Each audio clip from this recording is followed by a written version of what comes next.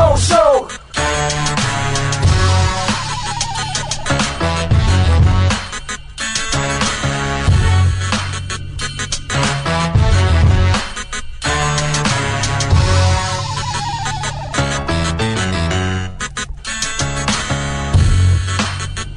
This is the Big O Show.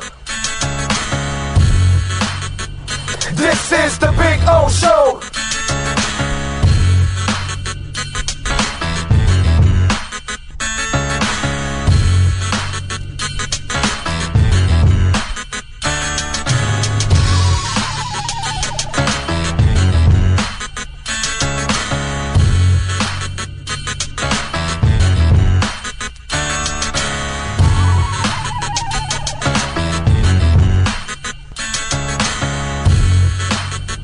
This is the Big O Show. This is the Big O Show. This is the Big O Show. There's just one place to get our lowest payment on the new 2025 Acura RDX, $399 a month. It's the Season of Performance event at Acura of Pembroke Pines, #1 in the USA.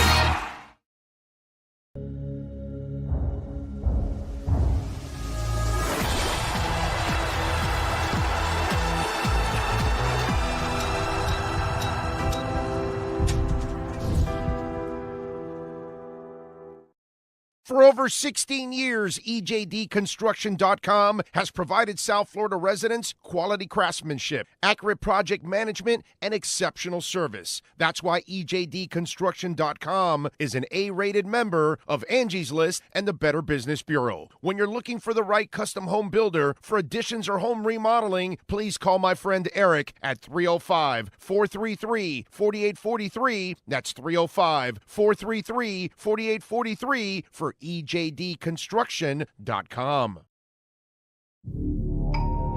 Oh, I think I know what this is. Houston, we have a package. Hello? No matter where you are, the Sloman Shield home security system guards your home. With next-gen perimeter protection, 24/7 monitoring, and interior motion sensing. And right now, get a free Sloman Shield security system and doorbell camera, all professionally installed, for free. Shield your world, the Sloman Shield. The lost city of Atlantis reveals its secrets at Toyota of Hollywood. Get legendary deals on over 2,000 Toyotas, like a 2024 Corolla. Not $24,000, $20,988. Unlock the wonders of 0% financing for 5 full years, 0 down. Rediscover Atlantis at Toyota of Hollywood on 441 between Hollywood Boulevard and Sheridan Street. Open till midnight. We interrupt this program to bring you a special report. Miles an hour, that's a Category 4 hurricane. 3 deaths are reported in Florida after more than 24 were killed in the Caribbean. This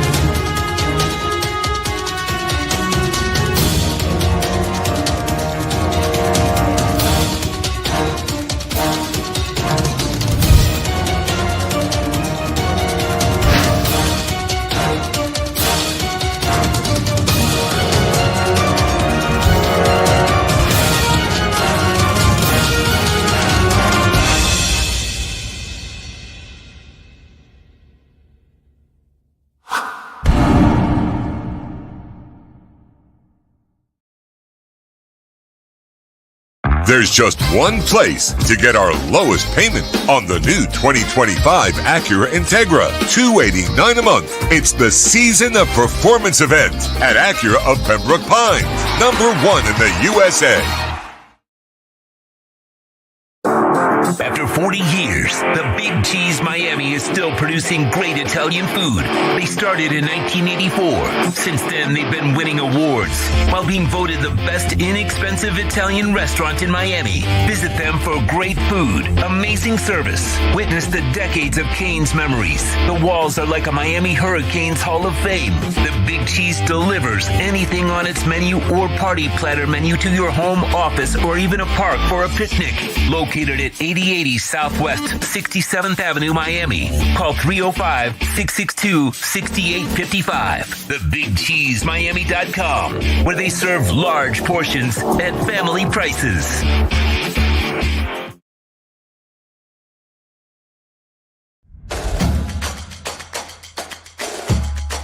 Welcome to Caneswear. New store, new items, same great experience. Family owned and operated since 2010, Caneswear has the latest merchandise from the Miami Hurricanes, Miami Dolphins, Florida Panthers, Inter Miami CF, and more. Come visit us at our store in Davie on University Drive, just south of 595, or online at caneswear.com. Caneswear, the spot Miami fans shop. Hi, this is Jeff Welt from Welt & Rayom. Dan and I have been in business together for over 22 years. We're not your typical lawyers. When Dan's not working in the office, he's flying his stunt plane. When I'm not in the office, I'm either getting tattooed, bowling, riding a motorcycle, or going to concerts. We might not be your typical attorneys, but we are aggressive attorneys, and we'll do whatever it takes to get you what you deserve. Consultations are always free. Call us anytime, 24/7. Welt & Rayom can help. There's just one place to get our lowest payment on the new 2024 Acura ZDX, $299 a month. It's the Season of Performance event at Acura of Pembroke Pines, #1 in the USA. If you're looking to take your home or business to the next level, then RM Contractors and Custom Drywall can assist you. RM specializes in new residential turnkey, new commercial turnkey, home and office remodeling. Call them for free estimates. Serving all of South Florida, licensed and insured. Call Ray or Mike, 305-345-3649. You work hard to create the perfect atmosphere. You dream it, we'll build it. RM Contractors and Custom Drywall, 305-345-3649 or Instagram at RMC Fisher Island. The viewpoint statements or beliefs expressed on the following program by the host, guests, or callers are not necessarily the opinions of FantasyAccess.com, Media Group Inc. ownership, management, sponsors, or website. The game is final. TUA and the boys are in the locker room. Let's go over what happened in this game in our Dolphins Postgame Show with Big O. The Postgame Show is brought to you by Welt & Rayom, Acura of Pembroke Pines, Hialeah Park Casino, Toyota of Hollywood, RM Contractors. The stats are final. The insiders are ready. The platform is mastered by the one and only Sean Stanley.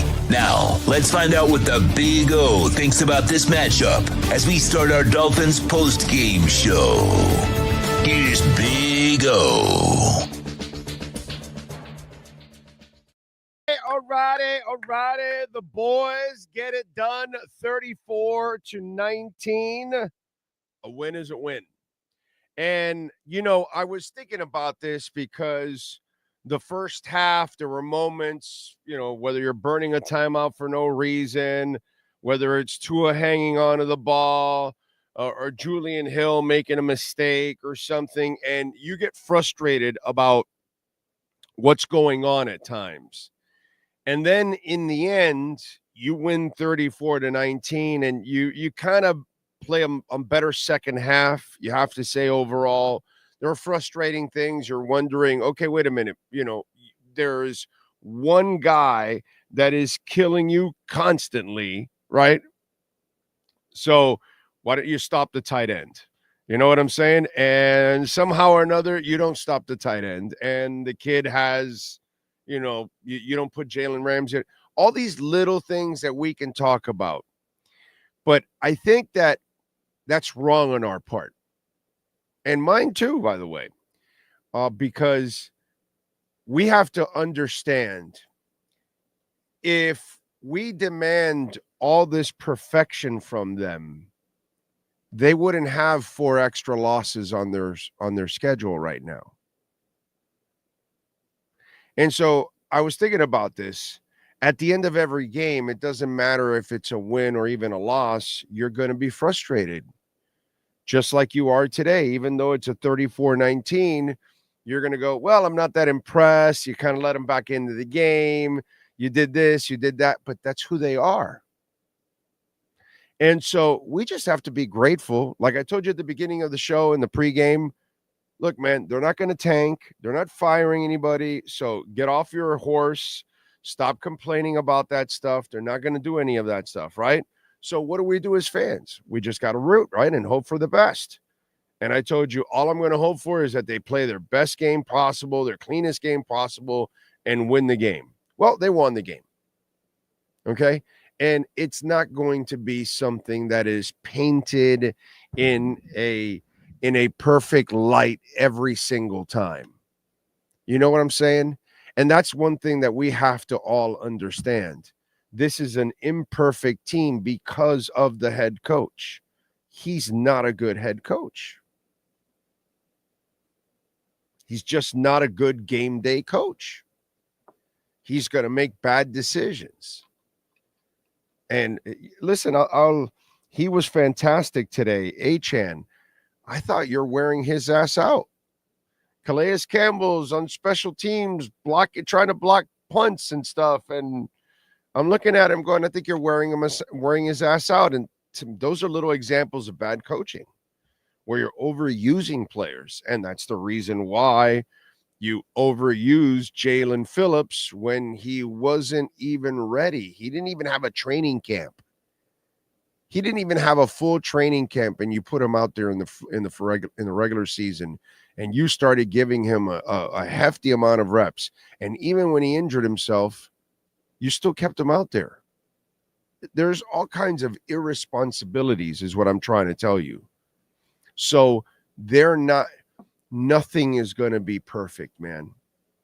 So if they win today, we have to be grateful as Dolphin fans because you don't have a great coach on the sidelines.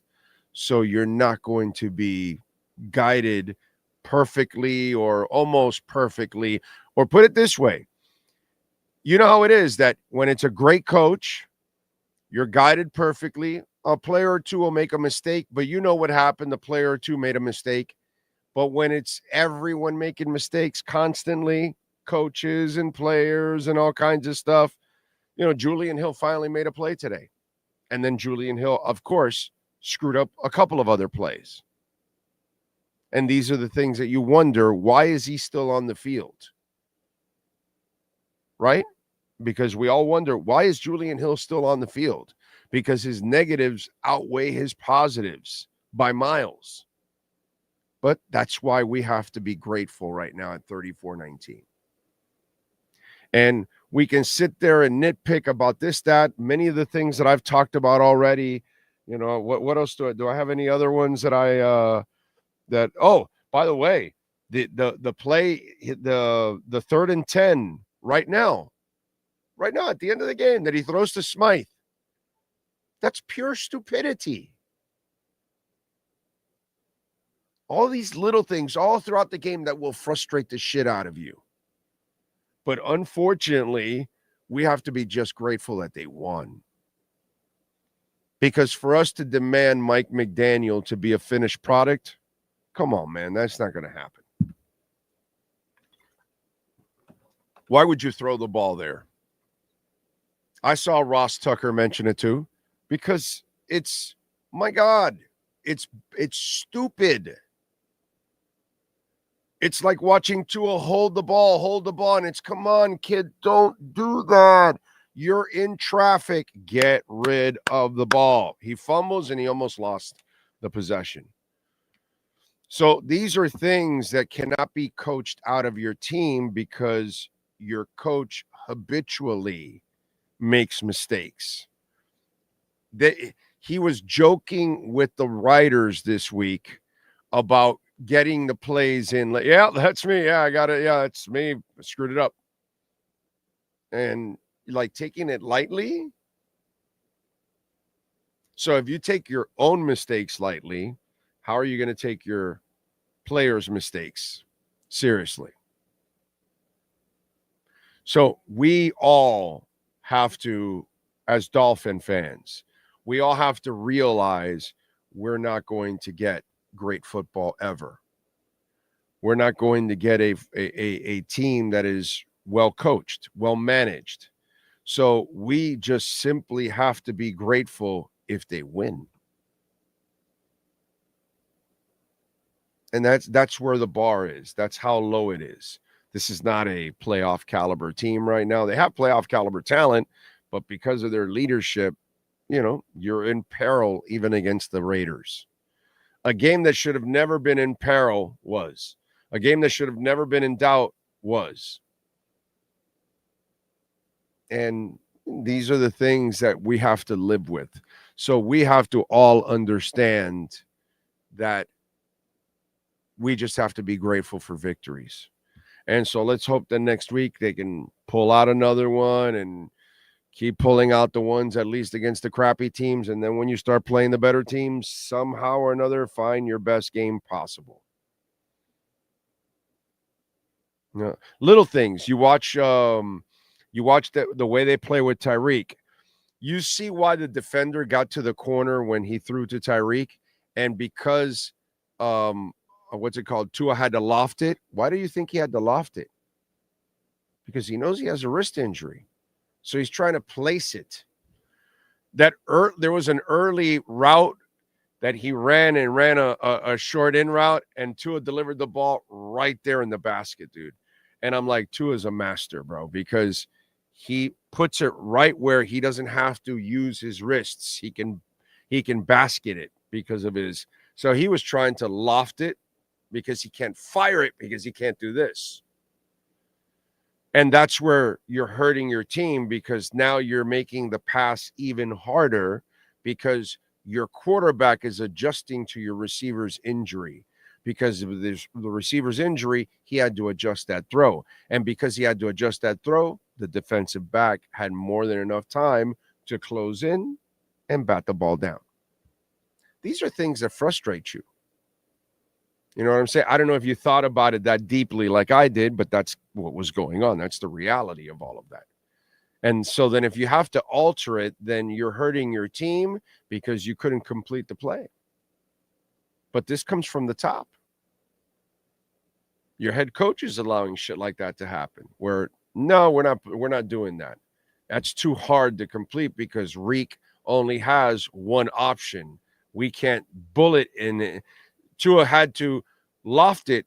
He couldn't bullet it in there, because if he does, then he's definitely not. Hell, you bullet in there with two good wrists, Tyreek may not catch it.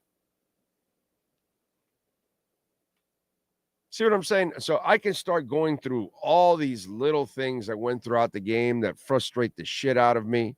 And I would argue over and over with the coach about not doing these kind of things. But I, by the end of the game, I was like, this is our problem. Our problem is we're expecting chicken salad out of chicken. And we're screwing it up. We're frustrating ourselves for no reason at all, because that's not realistic. So why would we expect something that's unrealistic? Let's just root. Let's just hope. And today, our prayers were answered. They won. So, the craziness of keeping your playoff hopes alive or whatever, if you want to believe that crap, it's there. At least you won, and at least you're not thoroughly. They're not going to change anybody. So I'm not the guy that's going to sit here rooting against the Dolphins. So I had a friend of mine that's like, I'm hoping these assholes lose and this and that. And I'm like, yeah, dude, I'm not doing that. I'm not doing that. So I'm glad they won. Okay. It wasn't pretty, but I'll take it. I'll take it as a blessing. That's the way I'm going to look at it, unfortunately. Am I happy with what I'm watching? No, not at all. Am I impressed with today's win? No, not at all, but I'm grateful. And that's all I can ask for. And let's see if they can pull it off next week again, and we'll see. We'll see. We shall see what we shall see, as they say. Let me give you the other scores around the NFL. Let's get to our 3A graphics sports calendar as we take a look around the NFL. By the way, the Miami Heat will get going at 5 o'clock today. They will take on the Pacers. So we'll keep you updated with that. Let's get you some of the finals in. Vikings over the Titans, 23-13. Vikings improve to 8-2. The Steelers beat the Ravens 18-16. Steelers improved to 8-2. Ravens dropped to 7-4. Steelers could have easily sealed this game off if it wasn't for Russell Wilson throwing a really bad interception in the end zone, because they could have picked up those 3 points and it would have really put the thing, out of doubt. But Ravens made a nice little comeback there. They scored at the end to cut it to 2, but they couldn't convert the 2-point conversion. It is Packers over the Bears, 20-19. Packers improved to 7-3. Lions, they beat the Jags 52-6. They're 9-1. Let's see. It is Rams over the Patriots. Pats coming up. They lose 28-22, so the Rams win. Saints over the Browns 35-14. And the Colts with 12 points in the fourth quarter. Anthony Richardson gets it going at the end, and they win 28-27 over the New York Jets, bro. The New York Jets lost to the Indianapolis Colts and Anthony Richardson. But then again, so did our Miami Dolphins. Anyway, just, it's I like, it's not so much the Jets losing. That's automatic. I love watching the Jets lose, but it's Aaron Rodgers losing is just a beautiful thing. Right now, by the way, the Broncos are leading the Falcons 7-0. 3 minutes left in the first. And then the Seahawks are leading the 49ers 3-0. And 1 minute left in the first. The Chiefs and the Bills are scoreless. Just started right now. So we'll keep you updated with the Chiefs and the Bills and what's going on there. So that is your 3A Graphics sports calendar. Call Alan Blanco of your company, your corporation, your club, your school. You need custom printing and embroidery. They can do it. They can get it done for you and ship it out to your business right away. 786-618-1443. That's 786-618-1443. All right.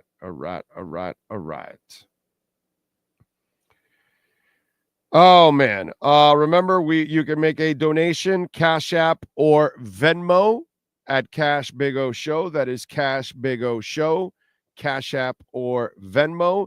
And you can make a Bitcoin or Ethereum donation at Cash App or Venmo. And you can also make a PayPal donation too if you're out of the country. Many ways to support our show. And we'll read your comments there. Also, Cash App, Venmo, or PayPal, and use the QR codes. Very important to use the QR codes. That's an easy way to get hooked up. Appreciate you all out there as always. What else? Do want to remind you, Cutter's Edge Pro, a proud sponsor of our program. We love talking about William Quigley and the great people at Cutter's Edge Pro. Call my friends at Cutter Edge Pro, 954-472-0622. Tree trimming and removals. And when we talk about outdoor design, they do it all. Mike is amazing, okay? What they do at Cutter's Edge Pro, their slogan is expect excellence. That's exactly what they deliver every single time. Dade, Broward, or Palm Beach counties. They've got, I don't know, they've got like 70 trucks, but it's probably, I don't know, it's probably more. Seriously. I mean, it's an enormous company. They do great work. People are calling them all the time for maintenance too, by the way. So there you go. Get your landscape in now. We're now into the off season. It's a great time to prepare your home for next season. So call Cutter's Edge Pro, and they will take care of it. 954-472-0622. All right. Let me see what we got here. Asa Hedstrom, thank you for the love on the super chat. Got to give McDingus his kudos. Called a short passing game, made sure Crosby couldn't even touch Tua, let Tua throw downfield to close the game. Campbell on special teams is idiotic, though. Yeah, it's just, there's a lot of things that don't make sense. But again, grateful. They won. And thank you, Hedstrom, for the super chat. Devin Jordan, Big O, my game ball goes to Tua and Jonnu Smith. Hell of a performance by Jonnu. Yeah. And, Tua is such a clean passer that when he misses a couple of throws, which he did today, missed a couple of throws, it really stands out. Normal quarterbacks, and especially normal Dolphin quarterbacks over the years, you expect half their balls to be spraying all over the place. Tua had I want to say it was either 2 or 3 passes that were off, that were on him. And I was like, this is, that's how spoiled you get with his passing. But overall, and which one was it? I'm trying to remember if it might have been to Waddle, or there was one pass that he made on the right hash mark today, and I'm trying to remember who it was that caught it. That was his best pass of the day, man. That was a really freaking nice pass. I put it there on the Twitter feed. I forgot who it was now because I'm getting it confused. I didn't write it down. I'm just going off memory, but that was a beautiful pass, dude. That was really nice. But he did miss 2 or 3, and it stood out. You know what I'm saying? Kevin Beal, thank you, sir, for the love on the super chat. Very kind of you. Chubb is coming back. Sanders is back to old form, 6 to 8 from 50 plus. Ramsey is playing at an all-pro level. Waddle, biggest disappointment this season. Waddle is, as I said in the pregame, he's a massive underachiever. That's what I have to call Waddle. He's getting paid like number 1, and he doesn't do anything squat like a number 1. And in a time where Tyreek is injured, as I talked about in the pregame show, I am very disappointed in Waddle. At least today he didn't drop any passes, which the brain farts didn't exist. Okay? So that's good. Thank you, Kevin, and appreciate you all, as always, on the Super Chats. We always tell you about Cash App, PayPal, or Venmo. Why? Because we get 100% of those donations. Here, YouTube takes 30%, but we still appreciate it. Man of 1,005 holds, thank you for the Super Chat. Welcome back to Hill touchdowns, and welcome to the new Tua to Jonnu TDs. Hope to see more in the future. That was good. And a couple of times, Tua had to buy time, and because people say he doesn't do stuff off script. I don't like him to go too crazy on holding onto the ball, but he can go off script, and he did it a couple of times again today. That people won't talk about that. He did it last week, too, a couple of times. Ozzie Fisher, thank you for the Super Chat, sir. I think Antonio Pierce wishes Tua had retired. Yeah. I don't remember. I don't think Antonio Pierce at no point said that he couldn't pass the ball, that he wasn't a good quarterback. He didn't say that. He said that if he was him, he would tell him to retire. Okay? Because the game's not worth it. And technically, if, you are going to suffer some of those things that could happen from this, I understand somebody saying that. I didn't want Tua to retire the first time around. This time, yeah, because if he's not going to take care of himself, I fear for his health, his safety. I know we shouldn't give a shit. It's his body. It's his life. But, man, I don't want to see that happen to anybody. But What, like I told you before, they don't care about themselves. Again, the Dolphin training staff and medical staff knew Jalen Phillips either had a torn knee ligament or was hurt that knee ligament, the same leg that had an Achilles. And they cleared him to go play. And Jalen Phillips' crazy ass wants to play. So, again, look at Tua. He gets concussed in that Buffalo game, but he comes back in the second half to play and played well. I'm just saying, they don't care about themselves. They don't worry about what happens long term. They don't care what it affects their families. They don't care about anything at that moment except playing the game. They take dirty shots at each other. Physicians will put you back out there. Training staffs will put you back out there. Coaches want you back out there. And nobody cares about the overall real health of any player. Calais Campbell is 7,000 years old, and they're playing him right into the ground. And they don't care. And he doesn't care. It's the weirdest dynamic in the world, dude. It's so odd that we're caught up in all of this controversy.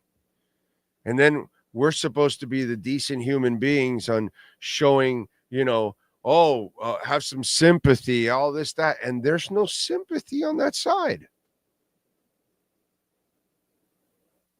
If you had sympathy, you would have told Jalen, you're coming back from a torn Achilles.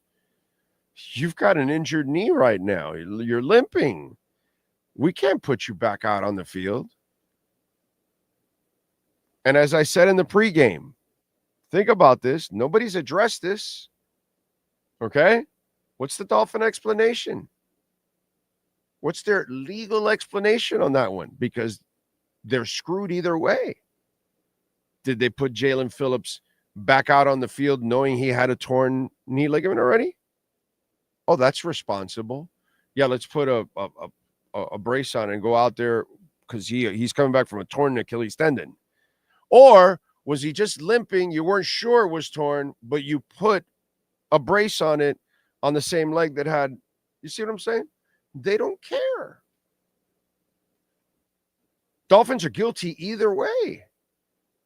Jalen Phillips is guilty either way himself because he won't protect himself from himself. Like most athletes, they're all insane. They'll do that. So think about that. The burden is on us to be sympathetic. And then we're the ones that pick on each other if we're not, oh, dude, you're a jerk. You're not being sympathetic. But wait a minute. Hold on a second. Why is it our responsibility when everybody else that has a real horse in the race doesn't give a shit? Hilarious. That's where we're all stuck in. We're stuck in that dynamic that is just really weird, bro. Anyway. Oh, man. Big O, we should be rooting for the Bills today. Yeah, I'm rooting for the Bills today. I hope the Bills win. It doesn't matter to me what the Dolphins do. We're not affecting the Bills in any way, shape, or form. But if the Bills can help the Dolphins by beating the Chiefs, I'm good with that. I'm good with that. Aaron Swayze, thank you, sir, on Venmo, Cash App, or Venmo at Cash Big O Show. That is Cash Big O Show, Cash App, or Venmo. And you can send in a Bitcoin or Ethereum donation, which we loves that. Aaron Swain says, what's up, Big O? Offense been sustaining drives well, but concerned about intermediate and deep passing as we do very few compared to the last two seasons. Does this concern you? Aaron, anything and everything that has to do with Mike McDaniel, if you just heard the beginning of the show, Maybe you just tuned in. You might want to rewind a little bit. Yeah, bro, I'm concerned about it, but I don't expect it to get much better because I don't think we have a good head coach. So, Hateful Steve in the house. Thank you for the Venmo, sir. Cash App or Venmo at Cash Big O Show. That is Cash Big O Show. Cash App or Venmo, and you can use the QR codes and also PayPal. And if you're searching for us on PayPal, Orlando Alzugari, and then you'll see the Crypto Bro Show logo. And then that's it. That's us. Oh, by the time we fire McDaniel, our salary cap will be so jacked up, it'll be time for a rebuild. We're looking at mediocrity for another 3 to 4 years minimum. So I'm not feeling real grateful other than for Bitcoin. Well, Panthers, Steve, you're not with us on the Panther bandwagon? Got back on track, kicked that Winnipeg ass, 5-0. Yeah, baby. Panthers are good, Steve. The Panthers keep me a little bit, sane from the Dolphins' insanity. So there you go. The choking of Inter Miami did a number on me, but Florida Panthers help. Peter German, thank you, sir, for the Venmo. Take 2 W's in a row. Play calling still leaves a little to be desired, but all in all, not too bad. See, that's the right attitude. We don't have much. Let's not expect much. We get a victory. Let's be very grateful. I'm with you, Peter. Adam Pink, sir. Thank you, sir. Great to see you again in Indy, you and your lovely wife. Adam Pinkster says, always a great weekend for me when the Gators and Dolphins win and the Jets lose. Much better second half for the Dolphins. Yes, and that's what I thought, too, that the second half was up. The first half was frustrating. The second half got better. I was really happy that they played better in the second half. Still not perfect, but I'll take it, baby. I'll take the win. Listen, what we're going to lose to the Raiders? That would suck. Joe Cracchiola, sir. Thank you on the Venmo. Cash App or Venmo at Cash Big O Show. That is Cash Big O Show. Cash App or Venmo. Joe says, Big O will take a solid win against a team that always gives the Finns a hard time. Confidence builder for a team that lost 2 games on game-ending field goals and the starting QB missing 4 games. Love the show. Thank you. Just let's be grateful, man. And listen, maybe, just maybe, the team gets better, healthier. Dare I say, Mike McDaniel gets better as a coach and proves me and others wrong. That would be beautiful. It's not like a lot of you believe in Mike McDaniel anyway. Well, we can only go up from here. Thank you, Joe. Appreciate you. Anthony Lizzie, thank you again for the Venmo, sir. Is it possible that life without Tua helped change the way the Finns play offense now? This style seems better for cold weather too. Help me, Big O. I'm starting to smoke that hopium. You still need to get big plays in the offense, but he has at least put more emphasis on the running game lately than he had his whole first 2 years. So I'll give you that. But they've got a long way to go to prove that they can win in those kind of games still. Let's see. What else do we have here? Let me go to, where are we at here? We go to Cash App now. Omar Medrano. Thank you, sir, Omar. What's Tua's record against the Pats? It's awesome. It's an awesome record. He was undefeated against Belichick, I believe. And then last year, did they lose to the Patriots at all? I don't think so. I want to say Tua maybe has a loss against the Pats. Maybe Sean can give us that, but oh, there he is. Per Stat News, he's 6-0 versus the Patriots. There you go. There you go. I thought maybe one loss, but he was undefeated against Belichick. And I thought they beat him last year. So There you go.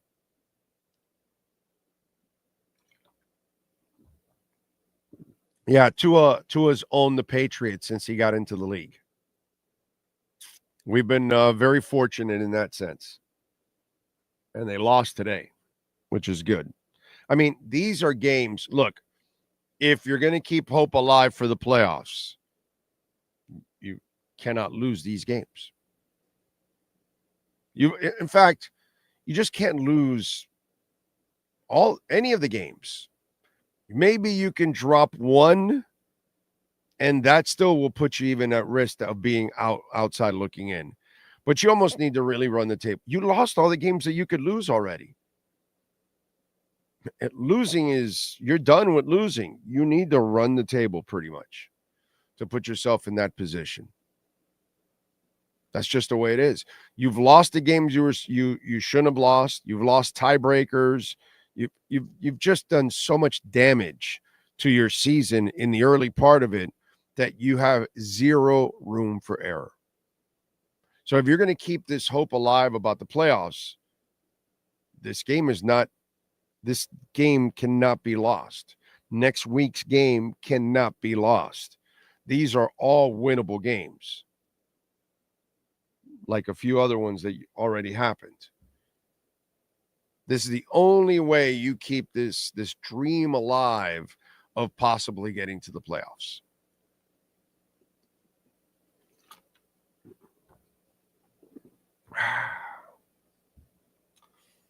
Let's see. What else do we have here? Let's go to the super chats. Pedro Farias. Big O, I was thinking the same thing about this game. Surprised the massive time of possession for the offense. I feel like Tua is getting better in each game, accepted we have to be grateful to win. That's it. That's all. Now, I need to see Jalen Wright more. There's still, I can nitpick some things, but I love that Jonnu Smith is a big part of the offense. That's why you brought him here. So I think that's really, really important. Leon Fresco, thank you, sir, for the super chat. This was a perfect offensive performance. Under the circumstances, Weaver needed to make adjustments on Bowers.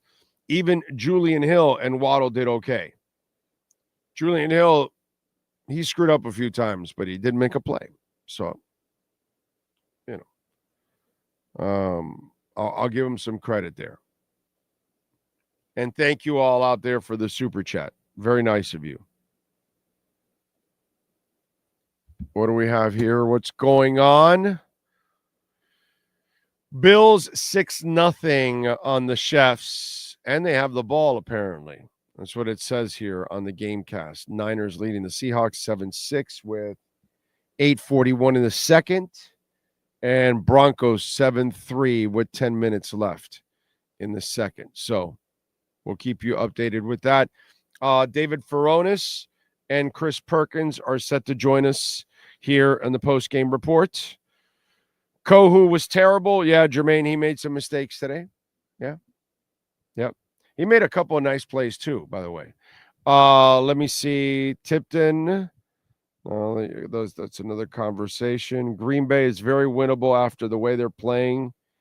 It's up to the Dolphins, my friend.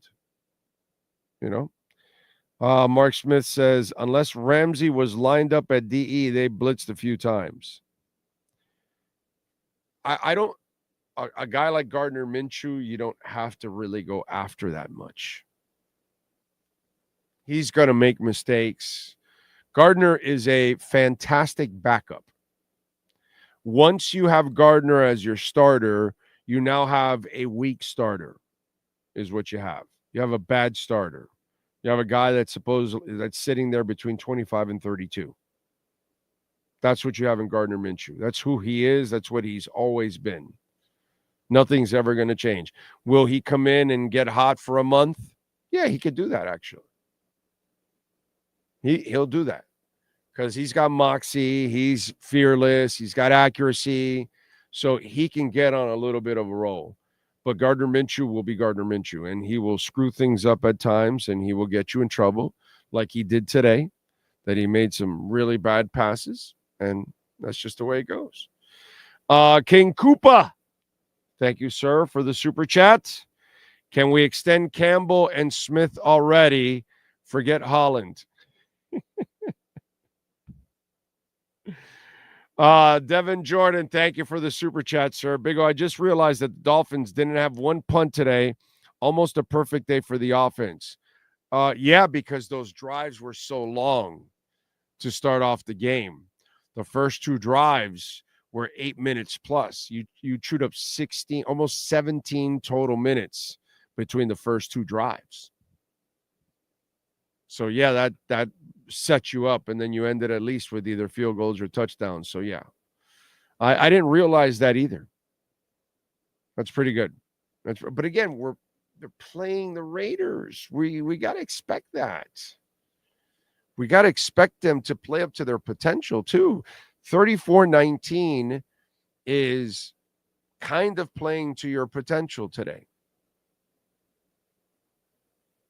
Probably could have done a little better defensively, but it is what it is. You got some shortcomings on defense, hard to overcome. But today, 34-19, I'll take it, man. I'll take it. No serious injuries, nothing real crazy to complain about. Put the game completely at risk or something. None of that happened. That TUA fumble could have, hurt. But again, you're not playing a great offense and an offense that isn't really going to hurt you a ton. Julian Hill is improving. Nah, he still screws up too much. Yes, sir, Sean. Today was the Dolphins' 500th regular season win. Wow. Okay. Did not know that. That's pretty cool. Okay. 500 regular season win. That means you've been around a long ass time, dude, for 500 wins. Okay. Remember the Raiders were off a bye and Finns were on a short week. Yeah, that's I'm not giving them any excuses. I'm just glad that they won. That's all. Big R, are you going to watch the Heat game? Yeah, I'll have it on the side. I'll watch it. It's not a, it's November. You know what I'm saying? I watch it, but I'm not going crazy over anything Heat right now. And plus, I've been watching it. The last game was fun to watch at least, but they have not been an entertaining team to watch. I'll tell you that. Let's see. Raiders are loaded at tight end. Can we have Mayer? Oh, man. I'm glad Christian Wilkins didn't play. Wow, but I mean, a lot of people, do you want to, he's injured now. He's going to miss several weeks. Who knows? Maybe he's done for the year. Because why do you bring him back for a meaningless season and risk at this point? So far, you aren't getting your money's worth. And if he was playing here, people would be complaining because he's injured. Our defense is really sus, Christopher Henry. Yeah, it is suspect, my brother. Yes, very suspect. When you don't have a pass rush, it's really hard, man. It's really hard. And they cannot develop a consistent pass rush because your two best pass rushers are not playing. And when you had one of your two, you mismanaged him. Maybe that's why they're taking nice and easy with Chubb. They already screwed up one guy. Don't screw up two. Don't screw up both of them this year. And by the way, we are talking about the coach that got Chubb injured by playing him in a meaningless game at the end when he had no business being on the field. So it's really hard. You will be sus if you can't rush the passer. And people normally don't have 4 or 5 real pass rushers. That's freakish. When you do that, you're the Giants and you win a Super Bowl twice. But that's why you won the Super Bowl twice, because you had 4 or 5 pass rushers you could rotate. Nobody really ever has that. And they drafted 2 kids, but one's a high pick, the other one isn't. But they're still projects. You still have to develop them. You know what I'm saying? It's hard, man. It's hard to be a great defense without any pass rush. And the Jalen Phillips, Bradley Chubb absence has been an absolute killer for this defense. I feel bad for the secondary. It's not fair to them, unfortunately. It's not fair to them. HN is a beast if he stays healthy. Might be the best running back we've ever drafted. I'll tell you this. They need to take care of him also because they're playing him a lot. And I would like for them to take it easy on him. By the way, please smash the hell out of the like button. Very important. Nearly 500 people watching. Only 166 hitting the like button. Please hit the like button. Yeah, Alex in New York, Calais is playing lights out, man. It's been awesome to watch. You know, Christopher Caban says, I had some friends, fellow Dolphin fans, say they wanted Minshew over Tua. We're going to the playoffs, baby. Calling it now. Taking all bets. Would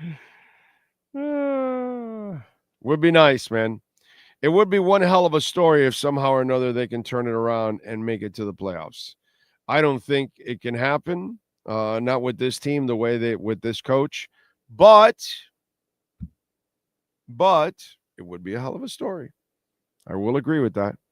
Agba's not a starter. He is great depth. Yeah, he's had a good season, man. He's played well for them. Can we get your thoughts on who's going to join the OG bloodline for War Games? What the hell is that OG bloodline for War Games? Is that like some kind of video game, wrestling? What are we talking about here, Sean? Because I saw you laugh. It is a wrestling question. Okay. It is Roman Reigns, Jay and Jimmy Uso, and Sami Zayn, the original bloodline, and then Solo Sikoa, of course, started the Bloodline 2.0. So they're going to be a 5-man team. Bronson Reed now the 5th man on Solo's team. Now the question is, who will be the 5th man on the other team? All right. The only Solo I know is Solo D. So that's the only Solo I know. Solo D. That's it. We're going to talk about Solo D, then let's talk about Solo D. But this bloodline stuff, I don't know. What else do we have here? The Brotherhood. Dolphins should have won versus Buffalo. Tua is him. McD has cleaned up the penalties. Yep, they are getting better at that. Credit to them. Still commit a couple, but, it's going to happen. Trace Armstrong ain't walking through that door. No, he isn't. Chuck Cooper. Big O, who is the worst, Canes or Dolphins defense? Ooh, I'm going to go with the Canes defense. The Canes defense is really bad, dude. Really bad.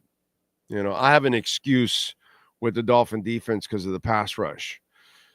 Let's see. Do I think Muhammad Kamara will get any playing time? Brett, right now it looks like they think he's not ready yet. And unless there's a bunch of injuries or they're completely out of it, that's when he'll play. Big injuries, like a whole bunch of them, or they're out of it mathematically, and then they can now start to develop some of their young guys. Outside of that, it looks like he's not even close to ready yet. That's why he doesn't get activated ever. But he's a 5th-round pick, so I can understand that. What else do we have? Oh my God, you pronounced my name right. In 31 years, no one has ever on their first try. Well, thank you, Caban. I appreciate you.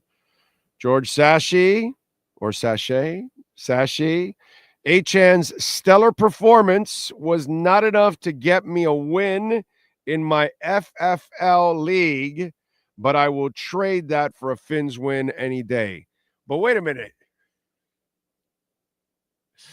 Now, hold on, Greg. I love you, brother, because you're as dedicated to this show as it gets. but what happened to the rest of your team? Because Achane did his part. So I'm wondering, who's the one that really didn't carry the load for your team, my man? That's where the culprits are. But you're right. A Dolphin win is what tops everything. Always. It's good to have a Dolphin win, man. It's happy to have a Dolphin win. It sucks when they lose, dude. You know, it wasn't pretty, but I'll take it. Tyon says McDaniel should have cut Julian Hill and the tight ends coach when they cut the linebacker. What are you going to do? Julian is super talented. I just would have him on the practice squad or something. I just wouldn't have him on the field so much. He makes too many mistakes. You can't trust him. You got to, take playing time away from him to see if that gets him, focused. Let's see. What else do we have? Campbell playing at high rate with Hutch out in Detroit. Does he get Defensive Player of the Year? Yeah. And they also traded for a guy, too, right away to add. So they added somebody else. But they have a better D-line as it is. I'd vote Solo D for Bloodlines, but I'm one of Big O's Neanderthals. No, but I'd vote for Solo D, too, so I'm with you there. I'm on the Neanderthal side this time. Okay? Jordan Poyer's garbage. Hey, I tweeted this out. Now that Jordan Poyer is too old to play football, he's young enough. Yes, sir. Yes, sir. He's young enough to fight Jake. Yeah, baby. When you're too old in your sport, you fight Jake. That's all. Tyson and everybody else does it. So now that Jordan is too old to play football, and that's clear because, my God, he has been one of the worst free agent signings in the history of the Miami Dolphins. Seriously, he is terrible. It's time, dude.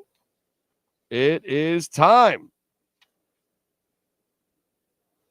I think I don't know. What do you think? Jake Paul, Jordan Poyer. Who you taking there, Sean? Jake Paul, Jordan Poyer. Jake Paul does good against the old guys. Okay. Yeah, that's true. That's true. There you go. And Jordan had a wrist injury, right? Yeah, it's going to be hard for him to box. So I'm going with Jake Paul in a knockout of Jordan Poyer. But Jordan will make his money like everybody else. So there you go. Jordan Poyer should be Jake Paul's next opponent because he certainly can't play football. Yes, McDaniel. Well, McDaniel didn't have to use the challenge that moment. So they reversed it before he even got to use it. So that was good. Jordan Brooks and Anthony Walker are doing all right. Yes, sir, Zach. Went to a whole lot of concerts this year, even the Stones in New Orleans, but Post Malone was my favorite. Post Malone, huh? My daughter listens to Post Malone. True Fin fan. Thank you for the love in the super chat. Poyer, why does that name sound familiar? Yeah. Who knows? Someone said Netflix was going to give Jake $50 million to push George Foreman down the stairs. By the way, the apparently the Netflix coverage, was it that bad, Sean? Because I did not pay attention. I just saw, I'll tell you this. I did listen to the coverage of the fight, the play-by-play, the blow-by-blow, all that kind of, and I wasn't impressed with that. Outside of that, I didn't catch anything else. No? It was bad. It was terrible. It was terrible? It was freezing. It was, again, and everybody was like, because Raw's going there in January.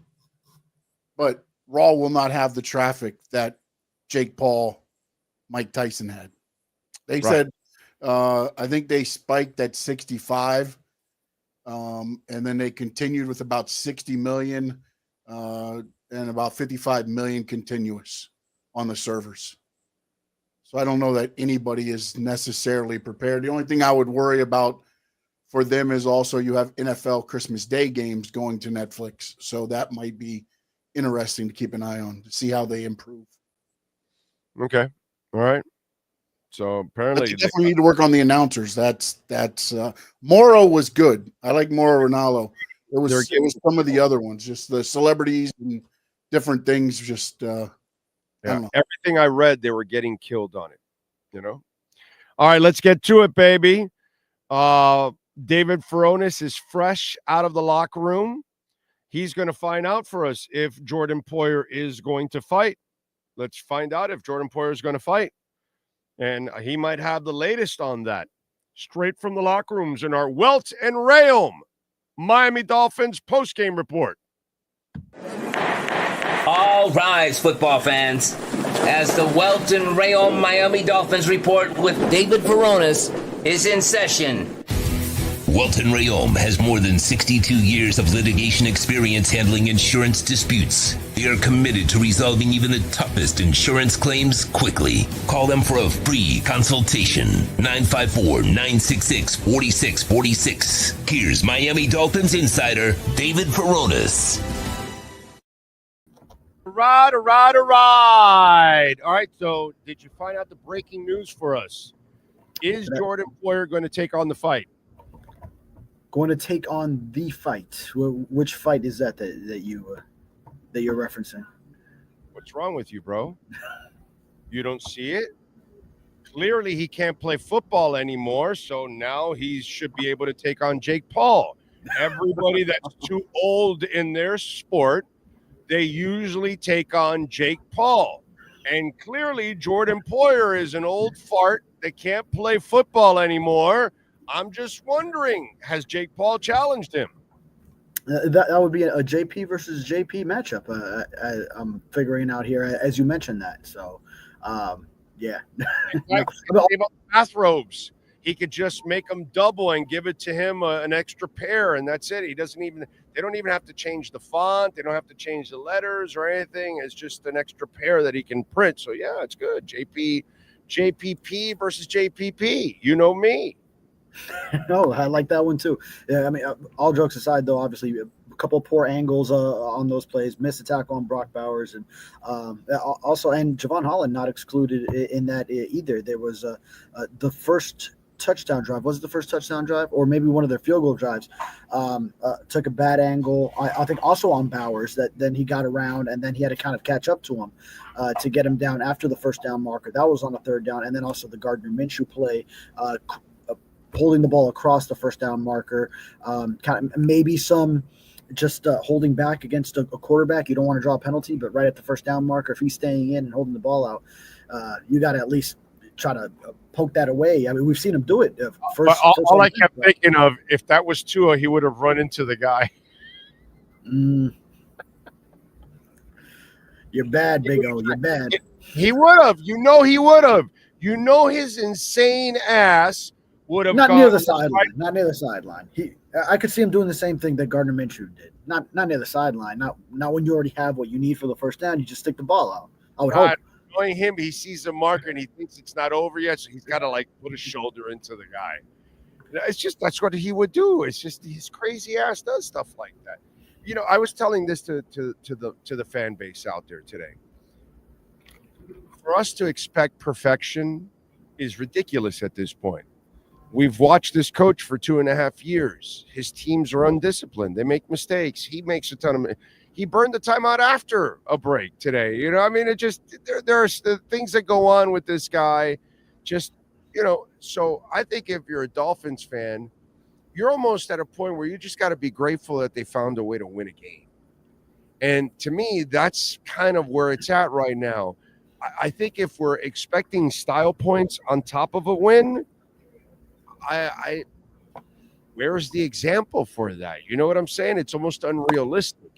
And it's almost like, hey, man, just find a way to survive every week and live with the results the way they are. Absolutely, and that's the way it goes in the NFL, really. I mean, because there is so much parity in this league, but still a lot of good that was done in this game. The third down conversions finished off. I had the number in my head, but now 8 of 12 third downs, and then also 2 for 2 on fourth down. So you go 10 of 14 between third and fourth. So 2 of those that you didn't get, you did get on fourth. Sustaining the long drives, which has been such a big question about this team, that you wondered, could they do it when they don't have the big play available to them? And in this game, it was sustain the long drives, take what the defense gives you, which Tua has been doing in recent games. And then finally, the big play became available, and they knew what to do. Jonnu Smith made the adjustment on his route, sat in coverage there. Tua found him. Where he wasn't supposed to be, actually. Tua revealed to us post-game, and then you hit the big play, so that kind of put the distance between them, but still, not this time also the defense giving up a lot of these third downs and keeping the Raiders in it after it was sort of playing out to be a bit of a low-scoring game, but due to the longer possessions, but unable to get off the field on third downs defensively too was the other side of that, and a couple of touchdown drives for the Raiders made it interesting, but then finally pulled away toward the end to win. Hey, you win by 15 in the NFL against any team, then you come away pleased. Yeah, man, that to me, that's the way it's got to be. Are there going to be things? Do I want Tua holding on to the ball and that fumble? No, he's got to be smarter than that. There are things that they've got to clean out of their game overall, and you want to try to bring the back, and it's just hard for them to find the big play. But I almost feel like you ran the ball really well with Achane, but I don't think you ran enough at times. I don't think you used enough of Jalen Wright at times to add a little bit more power, to the running game. Your thoughts on that? Because I almost feel like you've got to dedicate almost even more to the run to suck these guys in. So then maybe you can start trying to go over the top. Yeah, sure. I mean, yeah, that's one way to do it. And Jalen Wright only 5 carries, and Raheem only 3. So to go with Achane, who got the bulk of the work with 17. But Tua was talking today about this. It's also using the short passing game as an extension of the run game, kind of how it was done this time. So when Tua's 28 of 36, then you're not throwing a lot of incomplete passes in the passing game. So you are just collecting those small chunks, taking what the defense gives you. And like Mike McDaniel said, then those big plays, they're going to have to be earned because the defense is trying so much to take those away that then you take what the defense gives you so long that then eventually they're going to overplay and bite, and then that's when you get the opening like Jonnu Smith had late in the game. So those opportunities, they'll have to earn those types of defensive looks by being disciplined and taking what the defense gives you for a lot of the games, because that's how defenses are going to play the Dolphins. While I'm not a Mike McDaniel fan, let's give him some credit here, because when he had the Tua injury, he had to morph into counting on the running game a little bit more. So then that became a little bit more in his habit.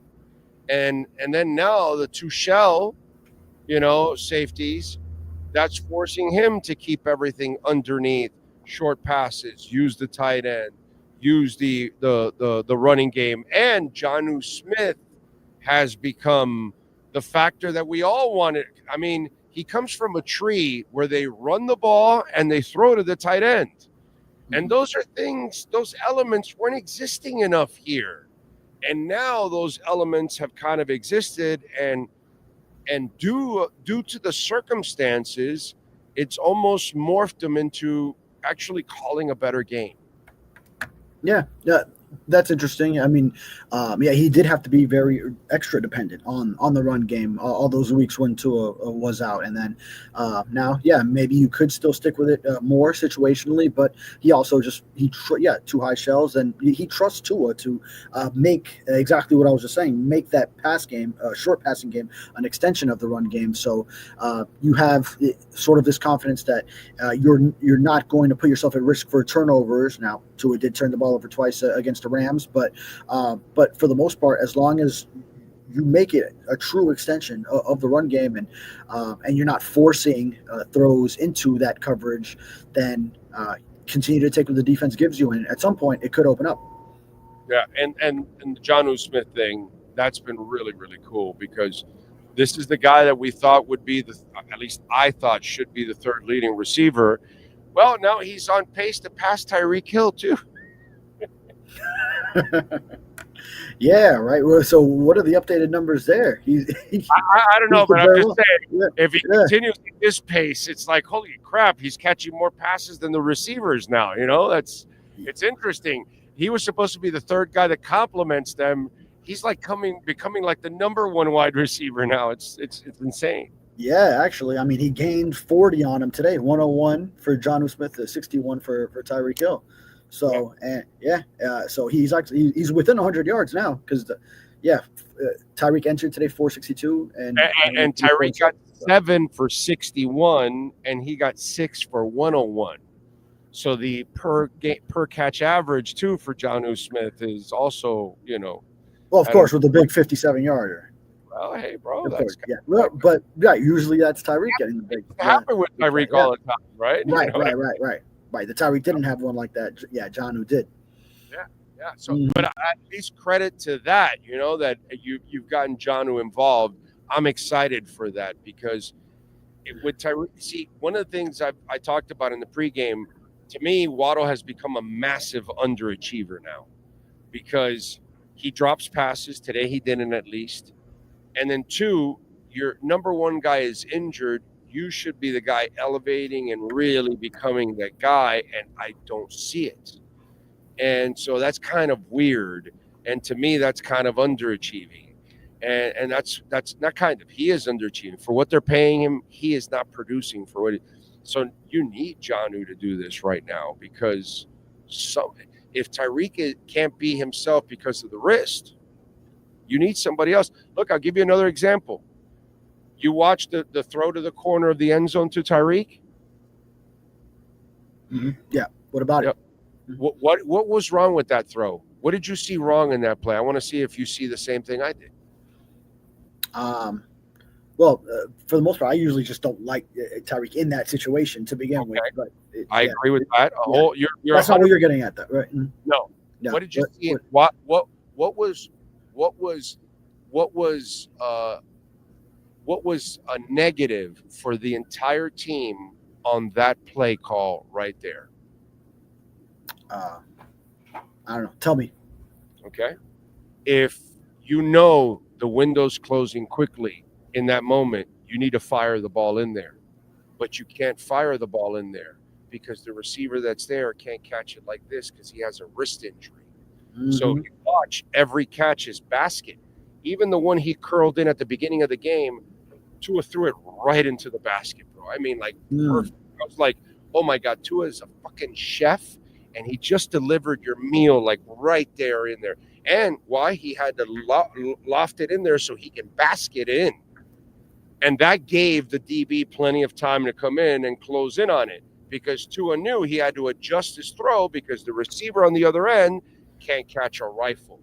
So you called the play for the wrong player. And that play, you had to call it to Waddle so you can rifle it in there before the DB closes, and then Waddle can catch it with his hands. But because you had a limited receiver in the corner of the end zone, you had to loft it, hoping it would get there in time so he can basket catch it. See, that's a negative on the coach. That's a negative on the quarterback. That's a negative on the wide receiver. That's a negative on the entire team on that play right there. Because you had to adjust the throw, which then ruined the entire play because the play call was perfect. The route was open, but you needed a different throw you could not do to that wide receiver. Okay, yeah. And this is the one that was a little bit behind him, right? Just to make sure I got He floated it. Yeah, floated it and a little bit behind. Yeah. Let the defender catch up. Yeah. That's interesting. You make the point about having to catch balls in a basket form. I'll have to now keep an eye on that. I wasn't even thinking of that. Is he using his hands? I'm going to rewatch the game at some point, and then I'll have to be looking for that now because then it could seriously hinder a lot of routes, different types of catches. Watch all the routes. Watch all the catches. All the throws. I watched it all. None of them are like this because he can't. Mm-hmm. Because he can't, because his wrist is not stable, because that's why you can't do that. He's basket catching everything with his body, everything. So that puts you at a deficiency, and that's not good coaching. It just doesn't set up your team for success, man. Yeah, those were the kind of catches that I was seeing him warm up with the Monday night at SoFi Stadium, testing the wrist when he was still questionable, a game time decision. That's how he was testing it. It's just catching short passes from a coach in that way. And it seemed like, I guess, he had tested it enough. It felt that it was good. I kind of put it on the back burner for myself. But, if it's still affecting him as far as in-game catching, then that could hinder a lot of plays that could go his way. Yeah, exactly. Right. Yeah. Right. And so you look at it, that's how everything's angled right now. And that, to me, kind of, hurts. But, I mean, listen, today it's one of those where you found a way to win the game. And I'd like to see Waddle become the guy right now. You know what I'm saying? This offense really needs the guy that's fully healthy and being paid a lot of money to go out there and become, the man right now next to Jonnu Smith. And Tyreek is good enough right now that he's going to attract a lot of attention. So that should help out Jonnu, and that should help out Waddle. Waddle's going to face the second best corner. So let's go, dude. You're a number one type receiver. Play like it. Yeah, absolutely. So, I mean, you're going to need to see more from Waddle. I mean, only 3 passes went his way. Picked up a 24-on-1, I remember, but you'll want to see more out of both him and Tyreek. But as all that coverage is going to them, you have Jonnu Smith opening things up, it opens things up for him. Then that's good to see as well. Now it needs to sort of even out, recalibrate where defenses now have to respect Jonnu to that level where they could play a little more honest toward Tyreek and Jalen Waddle, and then hopefully for them that opens things up for them. By the way, Welton Rayom, a proud sponsor of our program and this segment every single week, 954-966-4646. Bankruptcy, homeowner property damage, condo damage, criminal defense, business owner claims, commercial litigation, personal injury. So many of our listeners have called and have been very satisfied with the results with Welton Rayom. And some of our listeners right now are dealing with Welton Rayom. We did too. They crushed Progressive. Call them, 954-966-4646. Did you disagree with not putting Ramsey on the tight end the entire day? Because that's what a lot of people thought you should just do, since he's the one guy that can kill you and was killing you throughout the game. Yeah, at least at some point, once you had to make some adjustment, once you realized he was. Yeah, try it at least, right?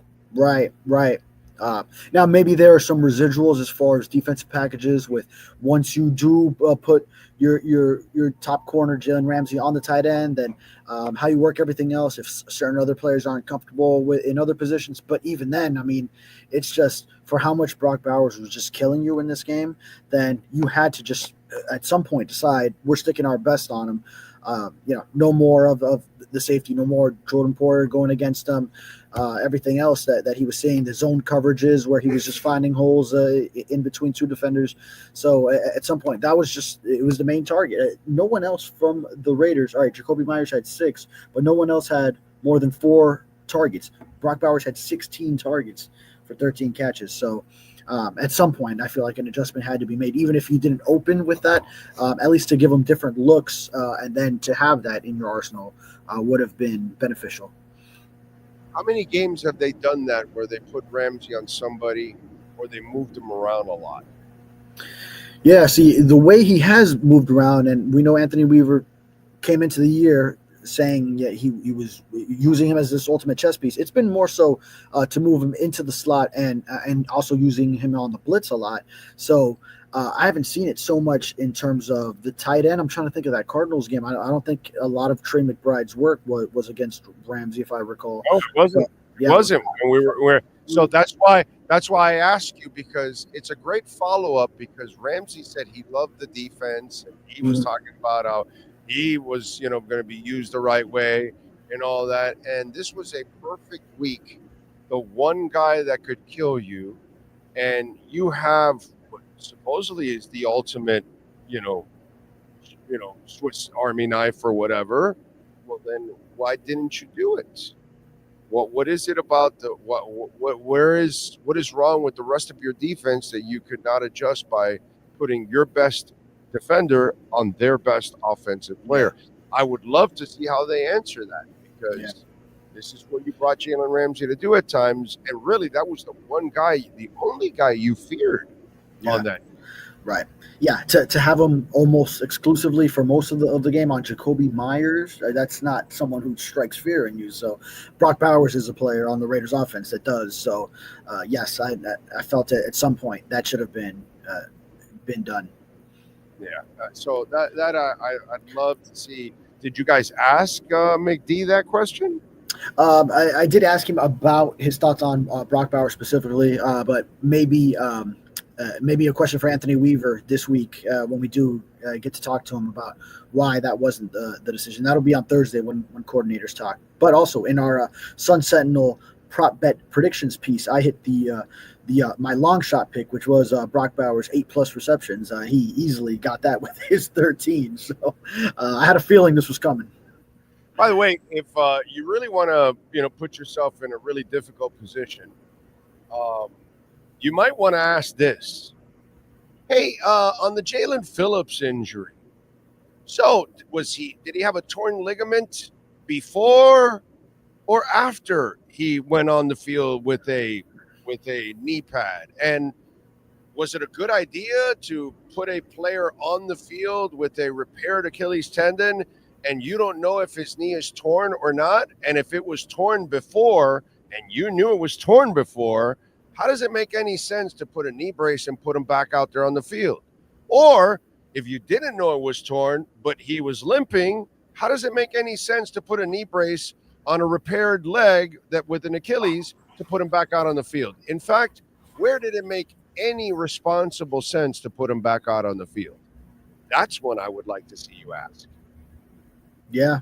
Yeah. I mean, think about it. There's no responsible answer to either way of putting him back out on the field. You put a limping player back out on the field with a repaired Achilles tendon. And what are you going to say? That it was torn before? And so you put on a brace on a guy with a partially torn knee ligament and you put him back out on the field? I'd like to know, because either way, it was one of the most irresponsible things to do out there. You can't. Jalen Phillips is not going to protect himself like most players. They're all crazy. They're all going to play. You can't stop these people. But you're supposed to be the adult in the room. And at no point they were ever the adult in the room with that. I'm just saying. Nobody's asked that. Nobody's asked that at all. Okay? And let me tell you something. The NFLPA has a case here. Because there's no way, nothing makes any sense that you would allow that young man to go back out onto the field.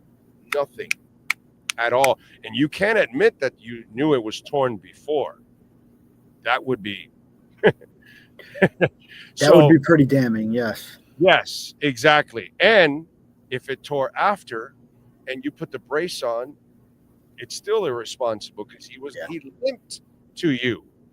And then your answer was, here, we'll put a little saliva. Here's a brace. Go ahead, go back out there again. Yeah. Throw some duct tape on it and fix it back up. Yeah. I'd love to hear that answer, because it was extremely irresponsible of the medical staff. Either way, there is no justification either way to put Jalen Phillips back out on the field and put him at risk. And by the way, I will go to my grave thinking it wasn't torn before. Because why? He was still walking around and still able to get it done. And then once he came back after the brace, he couldn't do it anymore. I wonder why. Oh, that's because it tore then. So, but that's just me. I'm not a doctor. I didn't sleep at a Holiday Inn. But I do know this. It was irresponsible either way. Yeah. Right. In either scenario. Right. Yeah. Either scenario. Mm-hmm. Yeah. And I'd love to see the media actually ask and challenge them because they screwed up royally on this one. Yeah. And they have gotten a absolute hall pass on this. Absolute hall pass. We're talking about the same coaching staff that put Chubb out there in a game that meant nothing last year, and now he's done and hasn't come back since. So you're in a mess because you have no pass rush, and you keep messing with your pass rushers. Yeah. Okay? And I mean, I think that will be a question to circle back to. I mean, not mid-season now after you've had so many weeks without him, and he's done for the year.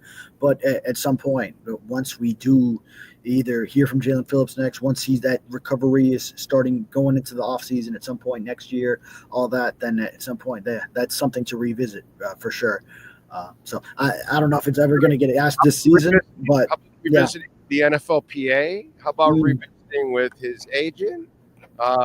Maybe they would like to have a swing at it, because there's a lot of questions to be answered. A lot of questions to be answered on that one. Okay, so Devon Achane and Calais Campbell, so impressed with what they're doing, but I'm also very concerned. Jalen Phillips, back to this. You didn't have a real training camp, young man. You never were in real football shape, and yet they threw you out to the wolves, and they gave you enough snaps that you snapped.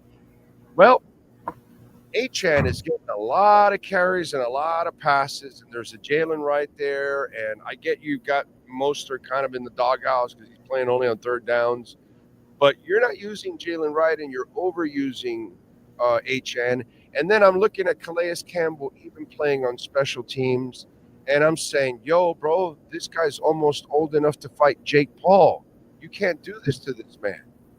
So, what's going on here? I'm a little concerned for those two, because I think in a desperate situation, you are overusing those two players. And sorry, you're saying so Achane and who? Calais Campbell. And Calais Campbell. Yeah.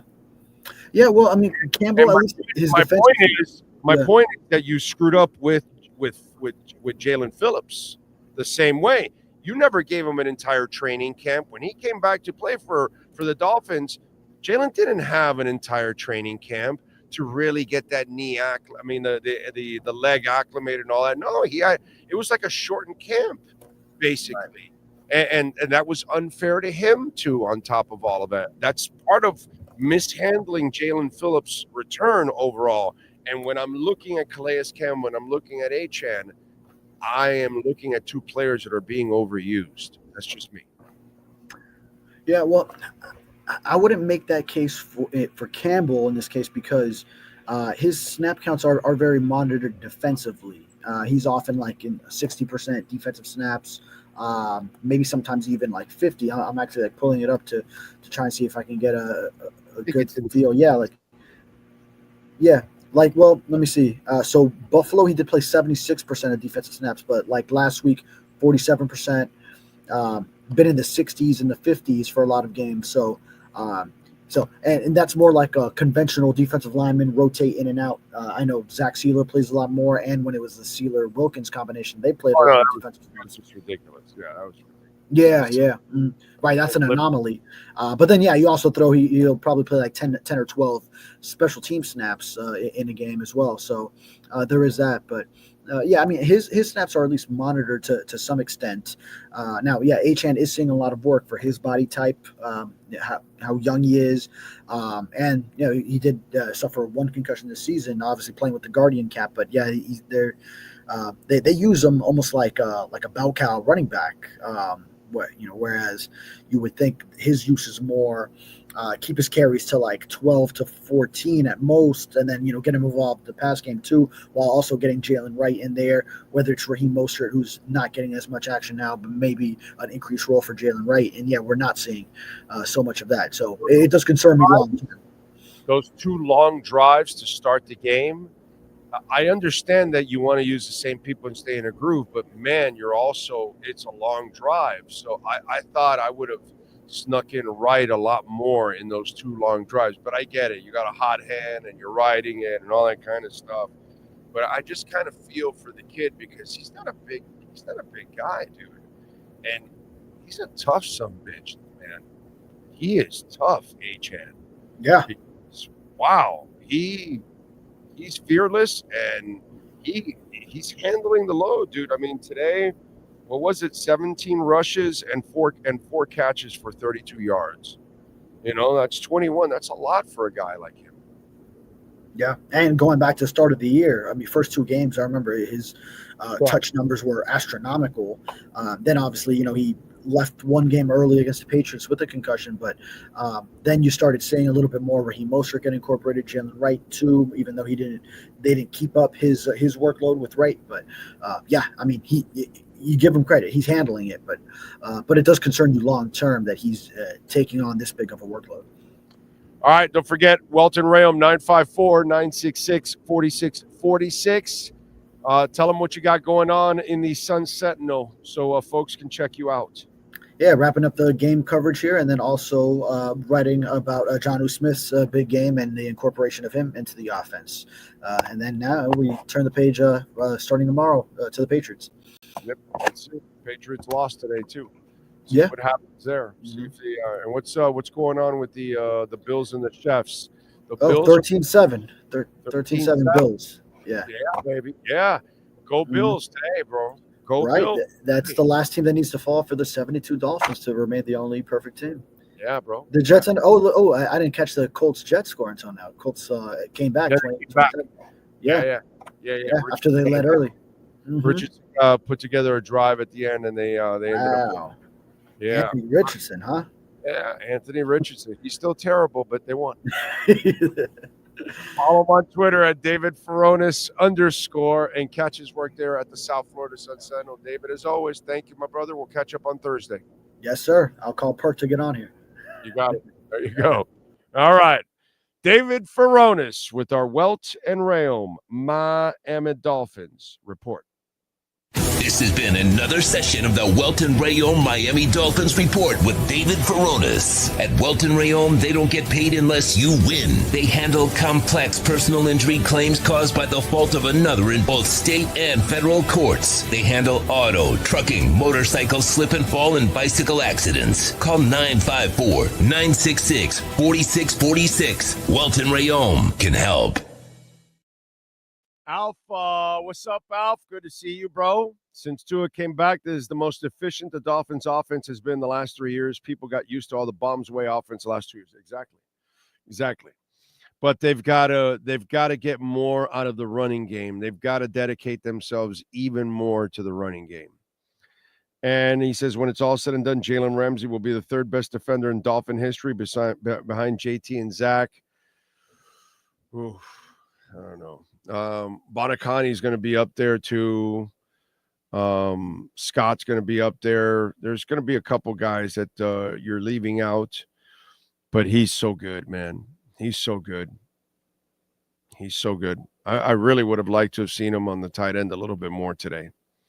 He's such a weapon. Use his talent, but he is a freak. He can flat out ball.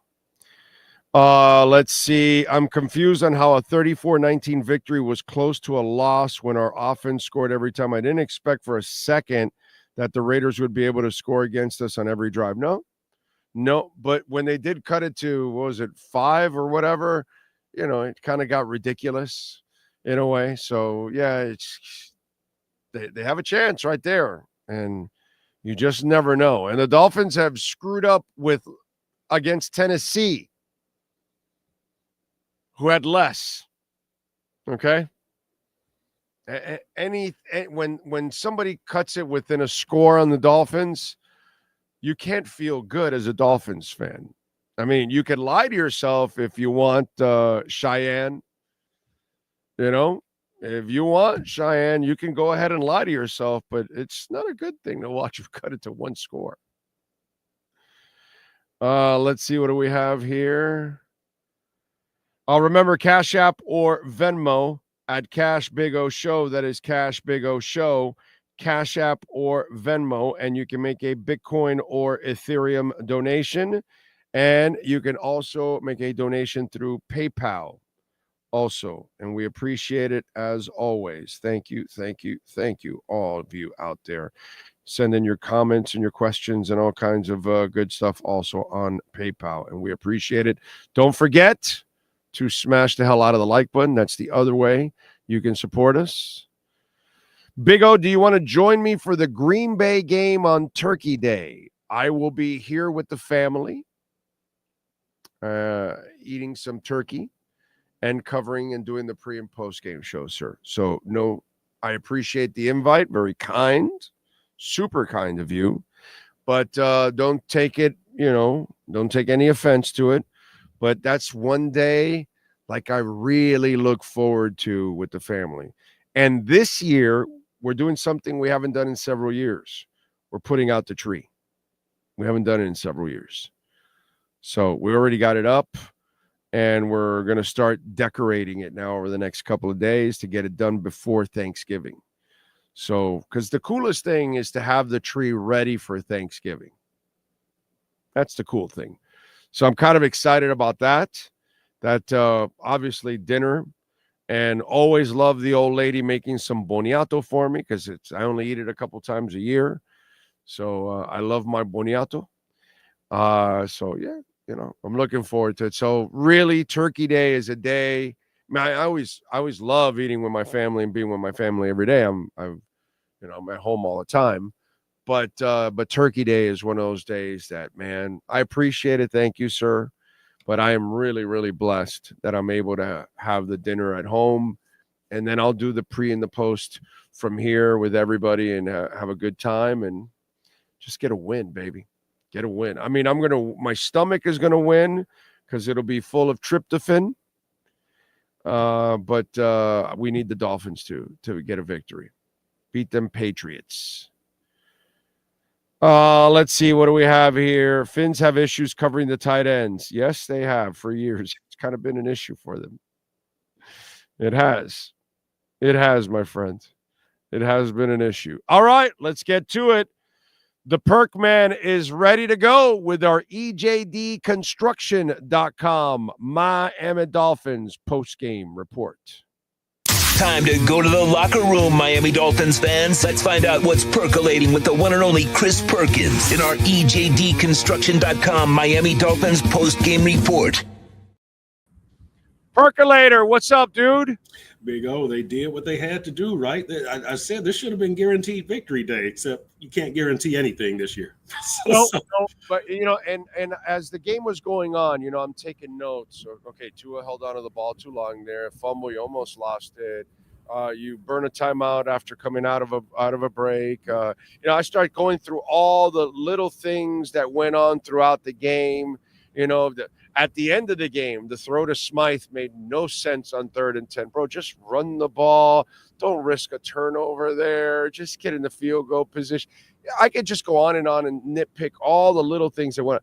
But then I said in the end, you know what? This is who they are anyways. Julian Hill's going to screw up every game. This is who they are. What are we going to do? But if they won, that's what I told the Dolphin Nation. Dude, just be grateful that they won. They found a way to get it done. If we're also going to demand style points, forget it, dude. We're dead in the water, too, on top of all of that. Just find a way to win. And that's what they did, Perk. They found a way to win. They did, Big O. And so we give them credit for that. However, and there's always a however, is this going to be good enough to beat Houston, San Francisco, or Green Bay? And to me, that's what your season is down to now, right? That, look, I'm going to assume the victory today against the Raiders. I'm going to assume that Patriots victory is what you're doing now good enough to go up to Green Bay on Thanksgiving and win? Is what you're doing now good enough to go to Houston and win? Is what you're doing now good enough to beat San Francisco here in your house? The Jets and Cleveland and the rest, whatever. You've got to be good enough to beat the best teams remaining on your schedule. And to me, that's kind of what this game is about. That's what next week is about. You're ramping up to Green Bay. Here's what we can do against Green Bay. Here's what we can't do, because those are the three most important games on your schedule. I know now the Patriots is the next game. It's the most important. Big O, I'm giving them the Patriots victory. I don't care if it's 7-6. I mean, I don't care if it's 7-6, 45. Defeated against them throughout the Belichick era. Now he's going to lose. That would kind of suck. You know what I'm saying? That would. So, and look, I'm grateful for the victory, and I liked some of the stuff, a lot of the stuff that I saw out there, the 12 and 14 play drives that aren't set back by penalties, that you don't get behind the chains, you convert the third downs.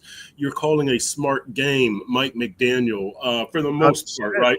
Jonnu Smith. I mean, so Jonnu Smith has emerged as their best tight end since Charles Clay, and so right now he's become the number one weapon, bro. Yes, I know, Big O. That's who would have thought that midway through the season, right?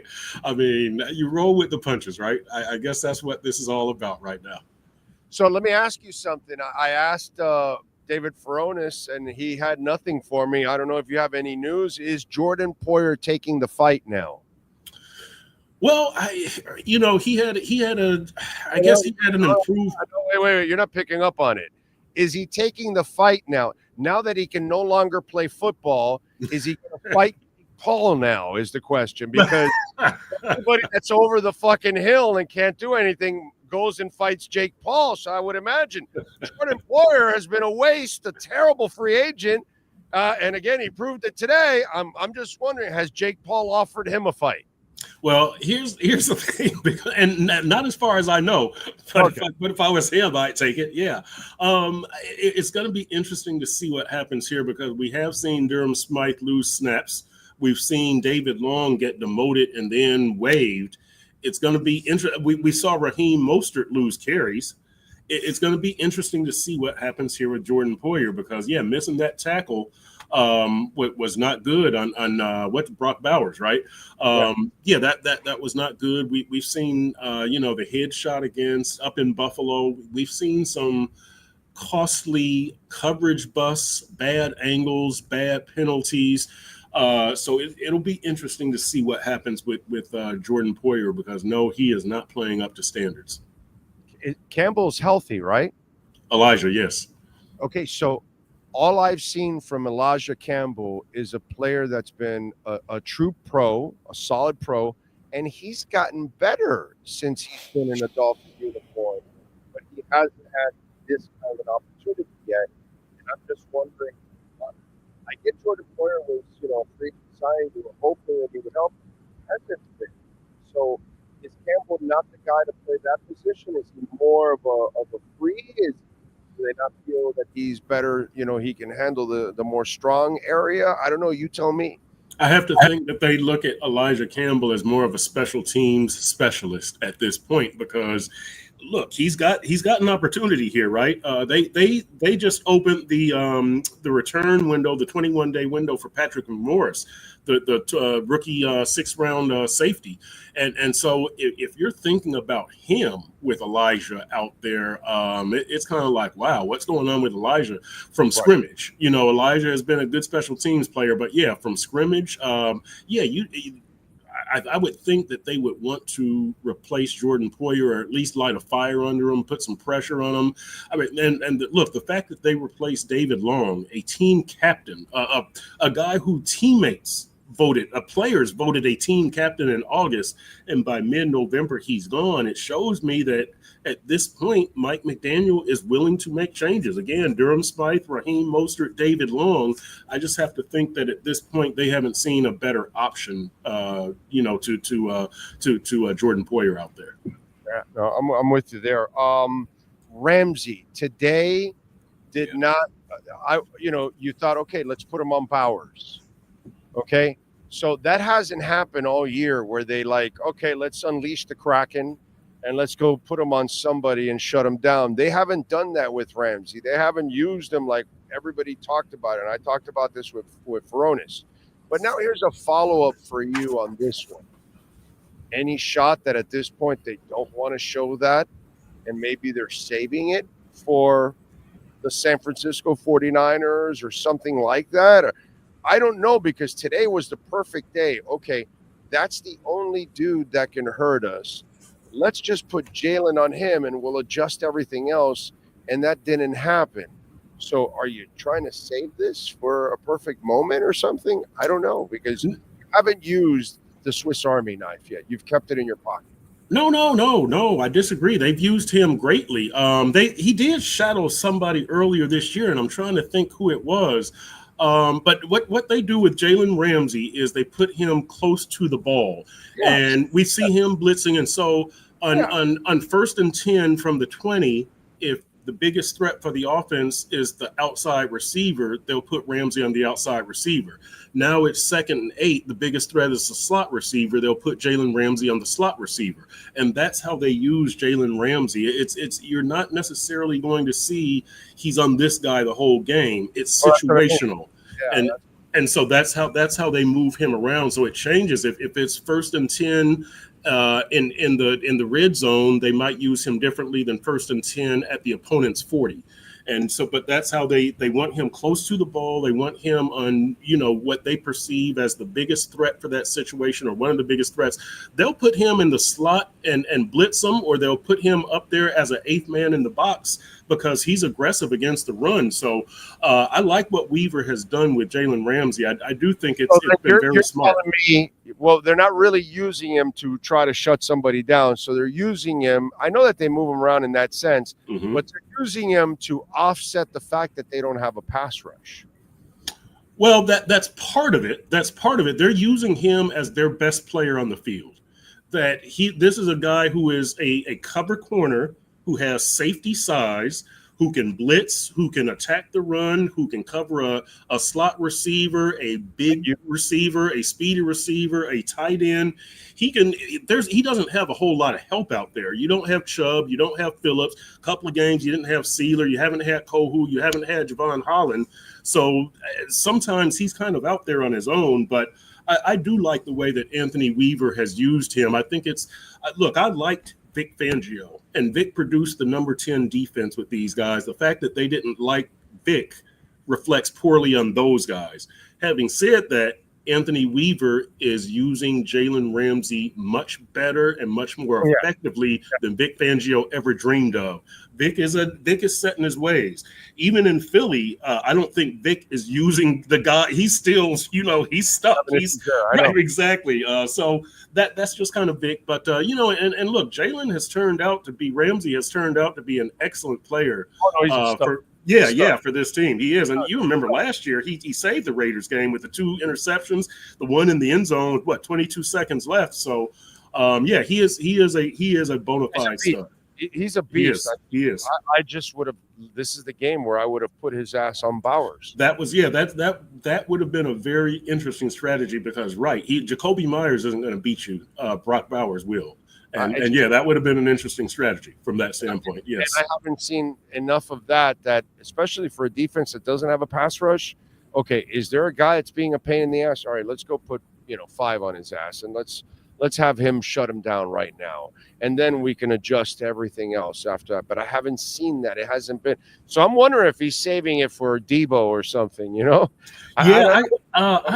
I looked at the schedule, I think I could figure out who did they put him on? He shadowed somebody earlier this season. He did. I would have to go back and look at the schedule. Was it DK? It was DK Metcalf. That's who it was. It was DK Metcalf up in Seattle. DK broke loose against Jordan Fuller on a busted play, and then his touchdown was a coverage bust by Javon Holland. Javon Holland bit, but he shadowed DK Metcalf. That's who it was. Right. But did he have Metcalf the entire game? Yes. The one that Jordan Fuller was on him. Seattle ran a play real fast, and the Dolphins were stuck with Metcalf on that side of the field with Fuller, and then the other one, Metcalf, it was zone coverage, and Javon Holland bit. So pretty much the whole, not literally every play. That's what I'm saying. That's why I would have him go to the bathroom with the guy. I mean, I would have his shadow him the entire time. Yeah. But again, they're also, because it's a new defense. Yep. Here's the thing that I don't know. Weaver may not trust everybody else. Yeah, well, that's the thing. You know, when you don't have Chubb and Phillips out there, and then you don't have Zach Sealer for a couple of games, and you don't have Cater, and you don't have Storm Duck. They were up in Buffalo with their third team nickel. Yeah. You know, I mean, you don't have Sealer, Kohu, and Javon Holland or Storm Duck. You've got no hopes of stopping Josh Allen at his house. Yeah, No. Zero hope. Zero. Yeah. So yeah. But I do, you know, we'll see. You look, this defense is doing all it can. It's been a very scrappy unit, and again, you don't have Phillips. You know, you had Jalen, but you didn't have 100% of Jalen. He was coming back from the Achilles.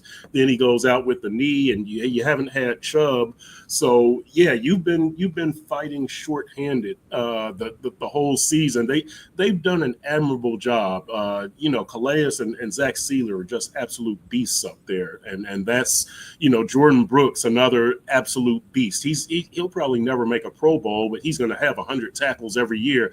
And I think he's still played every single snap this season, the only defensive player to do that. So they've got some guys, but that defense is what it is, Big O. It's probably not going to end up as statistically as a top 10 defense like last year's, but, you know, it does what it can.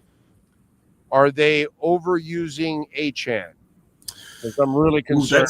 You know what? I keep wanting to see more of Jalen Wright, Big O. I don't know why we don't. There's got to be something he doesn't understand in the offense, whether it's pass protection or something. But when that dude gets the ball, he makes stuff happen. But you know, and I think that, you know, Mostert went to the locker room earlier today, and I didn't bother him and ask him what it was about. I was the only one to talk to him after the game. But, you know, he missed 3 games. Mostert, I'm talking about, missed 3 games earlier this year with the chest. And so it's almost out of necessity, I think, is what we're seeing from Achane, that I think they've lost a little bit of trust in Mostert. They don't have enough trust in Jalen Wright. And so who's left? Devon Achane. You know, Jeff Wilson's been inactive pretty much every game, I think every game. So, yeah, you really don't have much choice there. Yeah, no, I'm just saying, because I am concerned. I'd like to see Jalen. Yeah. Like I was just telling Furonis that in those first 2 drives, it's like 8-minute drives. Right. Those are wearing drives. Correct. And I get it. I get that running backs are rhythm players and all that kind of stuff. But, man, that's a lot for a kid like Achane to be in there for those 2 drives. I would have loved to have seen Jalen Wright be used throughout those first 2 drives, you know, half the time, to kind of take a little bit of the load off of. But I get it. Achane is intoxicating. He is, and he can go on any play, as we know. Any play he can break it. But, you know, Big O, with I'm with you with Achane being on the smaller side, on the injury nicked up side. Yeah, get Jalen Wright as much work as you can against teams like the Raiders and the Patriots and the Jets, because against Houston and Green Bay and San Francisco, and, you know, I don't want to talk, you know, beyond the Jets game on January 5th, because I don't know if there's going to be another game after that. I don't think there will be. But you need to get this guy some experience, Jalen Wright, I mean. So for the long haul, it's still a long season. You're in the middle of a long season. Again, Achane takes some shots. So I would feel better if Jalen Wright was better prepared if he has to step in there. Maybe an unfair question, because it's usually better to see it after the game. The most you can tell about the offensive line play today? Decent, I guess. Decent. Good enough. Tua was sacked twice. He's still holding on to the ball a little bit. He had to scramble a couple of times. I thought they kept Max Crosby under control. Yes. He's got it a couple of times the last 2 weeks. Script. That's it, baby. That's it. So, you know, this offensive line will they're not a good unit. We know that. We just hope that they're going to be good enough, that they can play together well enough, that Teron Armstead stays healthy, because that's the key. Even as we see Austin Jackson out and Kendall Lamb in, Max Crosby doesn't kill you. That's because Kendall Lamb is a veteran. You know, he can do his job. We saw what he did against Micah Parsons last year. I keep referring to that. I don't worry about Kendall Lamb No. So it's the group, the 5-man group. We did see Aaron Brewer with a couple of holdings penalties today, but I'm not worried about Aaron either. He's a grown man, right? He's a grown man. He can handle his own. It's really the two guards. And look, Liam Eichenberg on the right side and Robert Jones on the left side, they do good enough as long as you have Brewer and Kendall Lamb / Austin Jackson and Teron Armstead, right? You're not going to have 5 Pro Bowlers. To me, you get that skeletal structure correct, center and the two tackles, you can go below average at guard and get by in the NFL. Yeah. And by the way, to Kendall Lamb's credit, he had a bitch of an assignment today. Bitch of an assignment today. Okay, so mad props to him because that dude's a load to have to deal with the entire game. That's one crazy, energetic mofo. Yeah, he is. I've ever seen in my life. Do you worry about Calais Campbell playing too much? Well, right now, I think when I looked last week, I want to say he was at, like maybe 45% of the snaps or 56 or something like that, a decent number of snaps. So I'm not worried. No, not at this point.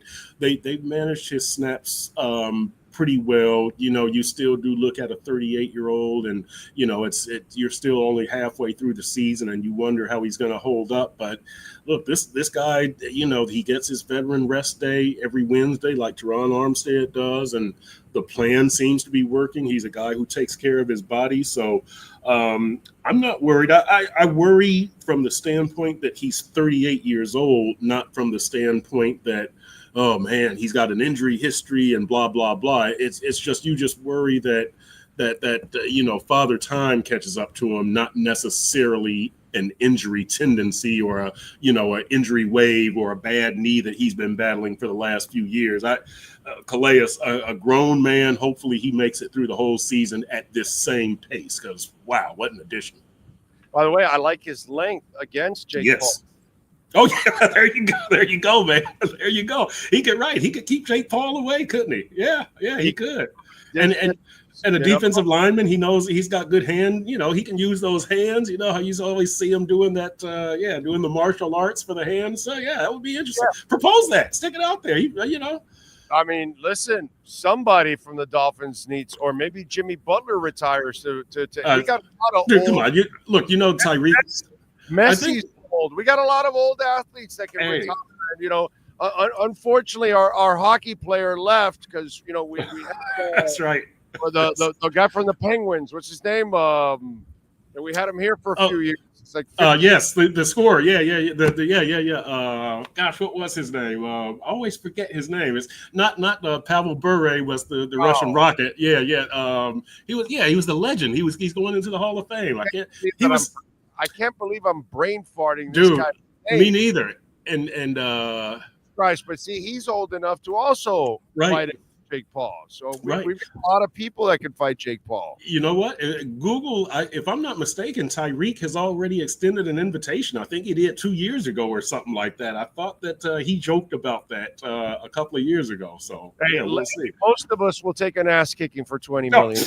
Heck yeah, Big O. Yeah. Jim, in 5 more years, Jim Larinaga will be old enough to fight. He could at least show Jake how to eat a sandwich, right? The proper way to eat a sandwich. Proper way. The technique is you know what I'm saying? That's right. By the way, EJD Construction, call Eric 305-433-4843, fully insured liability and workers' comp, and they are absolutely phenomenal. Dade, Broward County, call them. They don't work condos, so homeowners only. Quality work, affordability, shell construction in-house. That's how they keep the costs down for you. Call them 305-433-4843 or go to the Instagram page at EJD Construction. You can see a lot of their work there and call Eric. All right. Next week, Patriots. These are all games you've got to have. If you're going to hold out any hope for this playoff crap, you got to take care of these games now, Perk. Definitely, 100%. And It was good to see him take care of business today in fairly comfortable fashion, right? This was, the Rams had the field goal last week, and they weren't going to win, but they scored late. This was, you could kind of exhale at the end of this game. So it appears that since Tua has been back, things are falling into place a lot better, and that's the way it should be. That's what you expect. Again, you've got to be good enough to beat Green Bay. So whatever is ailing you right now, you've got next week as the get-right game, and then you go into Green Bay for one of the biggest games on the schedule. And if you win that one and you get to 6-6, well, you're right where Buffalo was last year. Not saying you're going to reel off 5 straight and win the AFC East, but you just saw Buffalo do this last year. So, first things first. Kick the Patriots' butt next week, and then you have that showdown with Green Bay. But things are trending in the right direction right now. You got back-to-back wins for the first time this season. Yeah, no, let's hope they can get it done. By the way, I challenged your coworker there. Okay. Right. All right. Veronis, yeah. Yeah. Because you guys have not challenged the Dolphins on this one. Okay. I could go down there and be the real dick. You know, the Jalen Phillips thing was so mishandled when you really look at it. Okay, so the guy with the repaired Achilles tendon, so you have a torn ligament before you put on the brace and then send him out on the field? Or did he limp over with a knee and then you put on a brace and then he tore it after? Either way, that's what, but you're irresponsible for sending him back out there. Okay, this is a player that didn't even have a full training camp, and you already put him out there on the field as it is, and he was coming back from a major surgery. So you didn't even give him the proper time to get in shape for the football season. You gave him enough snaps that you got intoxicated, like you get intoxicated with Achane, like you get intoxicated with Calais. And so now you overwork him, and the guy gets injured, and we don't know if the torn ligament was before or after. Either way, the fact that you just put on a brace and sent him back out there with a surgically repaired leg, that was a major red flag. I would imagine NFLPA and everybody would like to know the mishandling of that situation, because they mishandled Chubb last year by keeping him in a game that was meaningless at the end. And now you mishandled the return of Jalen Phillips. And this team desperately needs pass rushers, and they are mishandling their pass rushers. I'm just saying. Yeah, the story on Jalen Phillips is that he sustains the knee injury. He goes to the sideline. They tell him, okay, they check out the knee, and they say, we're going to slap a brace on it. You've got some damage, but you can't do any more damage to it. And obviously that was not the case. And so we don't know what the whole story is as we've tried to poke around. We haven't been able to find out the whole story, but it doesn't matter. It doesn't matter what it is. What matters is finding the facts.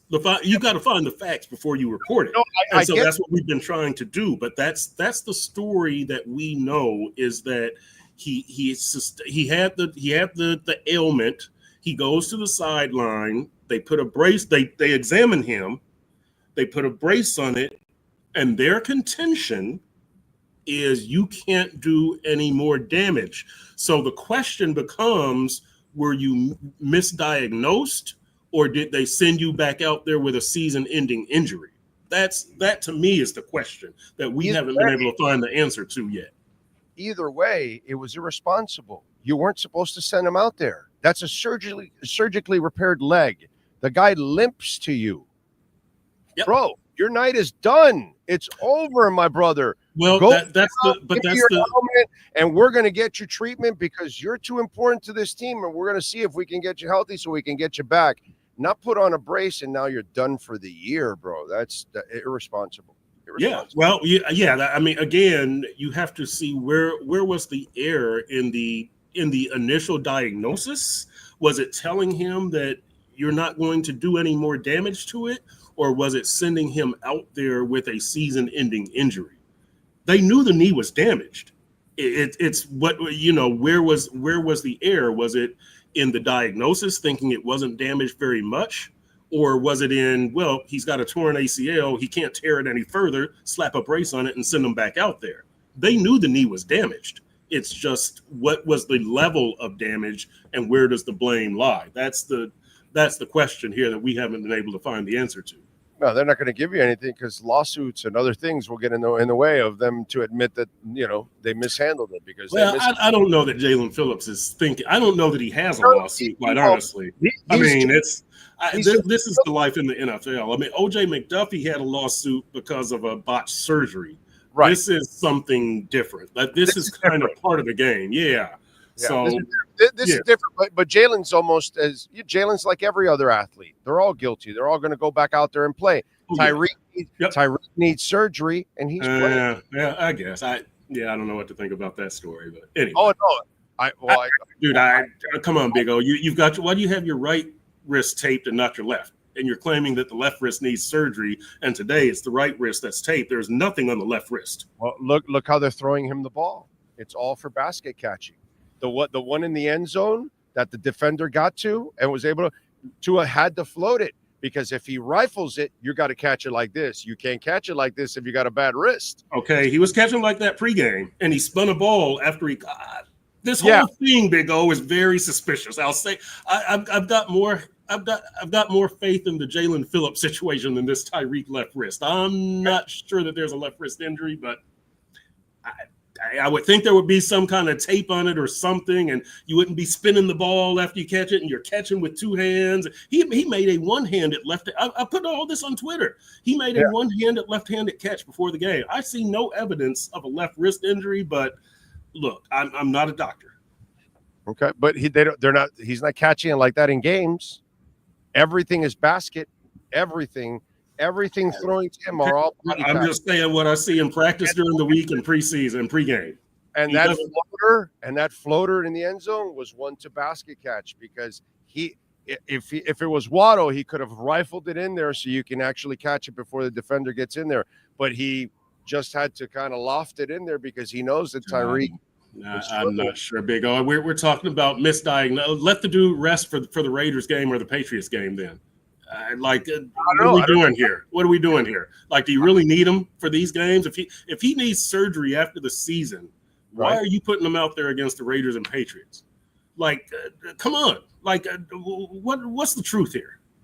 Well, they put a limping Jalen Phillips back into a game. I mean, so what's it? Yeah, I guess you could be consistent. I guess that shows consistency, right? I guess with Tyreek and Jalen Phillips, I guess you're being consistent, right? Oh, hey, Jalen, you've been practicing for a week and a half. Oh, you're ready for the NFL season. Let's go. I mean, it's not like he had a real training camp either. I think Jalen was ready. I think Jalen was ready from the physical standpoint. He didn't get to 100%, but look, as cautious as this team has been with injuries, like Tua didn't go through training camp. Tyreek didn't go through training camp. Well, Waddle didn't go through training camp. Calais, Teron, Raheem, like they have been overly cautious with injuries. And so they didn't rush Jalen Phillips back, in my opinion. Now, what you did on that particular night, I question. But I think he was ready to come back and work himself up to 100%. But how you handled his knee injury that particular night, there's a lot of room for question there. I would have worked 100% before he takes the field. They were working on getting him to 100% while playing an NFL season, and you play a lot harder in an NFL game than you ever will practice. And so that's why I have my issues with that one. I just think that you could have saved the kid, and you could still have him right now if you actually handled it the right way. I feel bad for Jalen, man. I really feel bad. I feel bad for Jalen, but I also wonder if Jalen is one of those guys who's just going to be battling injuries, whether it's a concussion or an Achilles or a knee, his whole career. Unfortunately, because a class act, a truly class act. Oh God, yes, he's fantastic, and he's a freak talent, bro. Yes, yeah. If he stays healthy, he's going to be special. If he stays healthy, he's going to be special because he's got a gift that the Lord gave him. man, and he knows how to use it. That's the amazing. Yeah. He's a great person. Knows how to carry himself. All that kind of. I mean, he's just really the perfect human being, perfect athlete. He just needs the breaks of staying away from injuries. That's it. And at this point, I wonder if Chubb and Phillips are ever going to get to 100% each and 100% together, because that's two injuries. You know, Chubb has had 2 ACLs, and now it's an Achilles and an ACL. Chubb is older, Phillips is not. But you just wonder if they will be at 100% together, like Tyreek and Jalen Waddle have been. You just wonder if Chubb and Phillips are ever going to get that chance to be that special set of bookends. When is Chubb coming back? Is there any word at all? None. He was in the locker room today. I've seen him in the locker room. I've gone over and dapped him up, and what's up. He looked great. Like, he looks like he's dropped like maybe 15 pounds. He's physically cut, but at a certain point, you have to wonder, is it worth it to bring him back? Because he hasn't had any training camp at all. So it's going to take him like 4 games to get into game shape.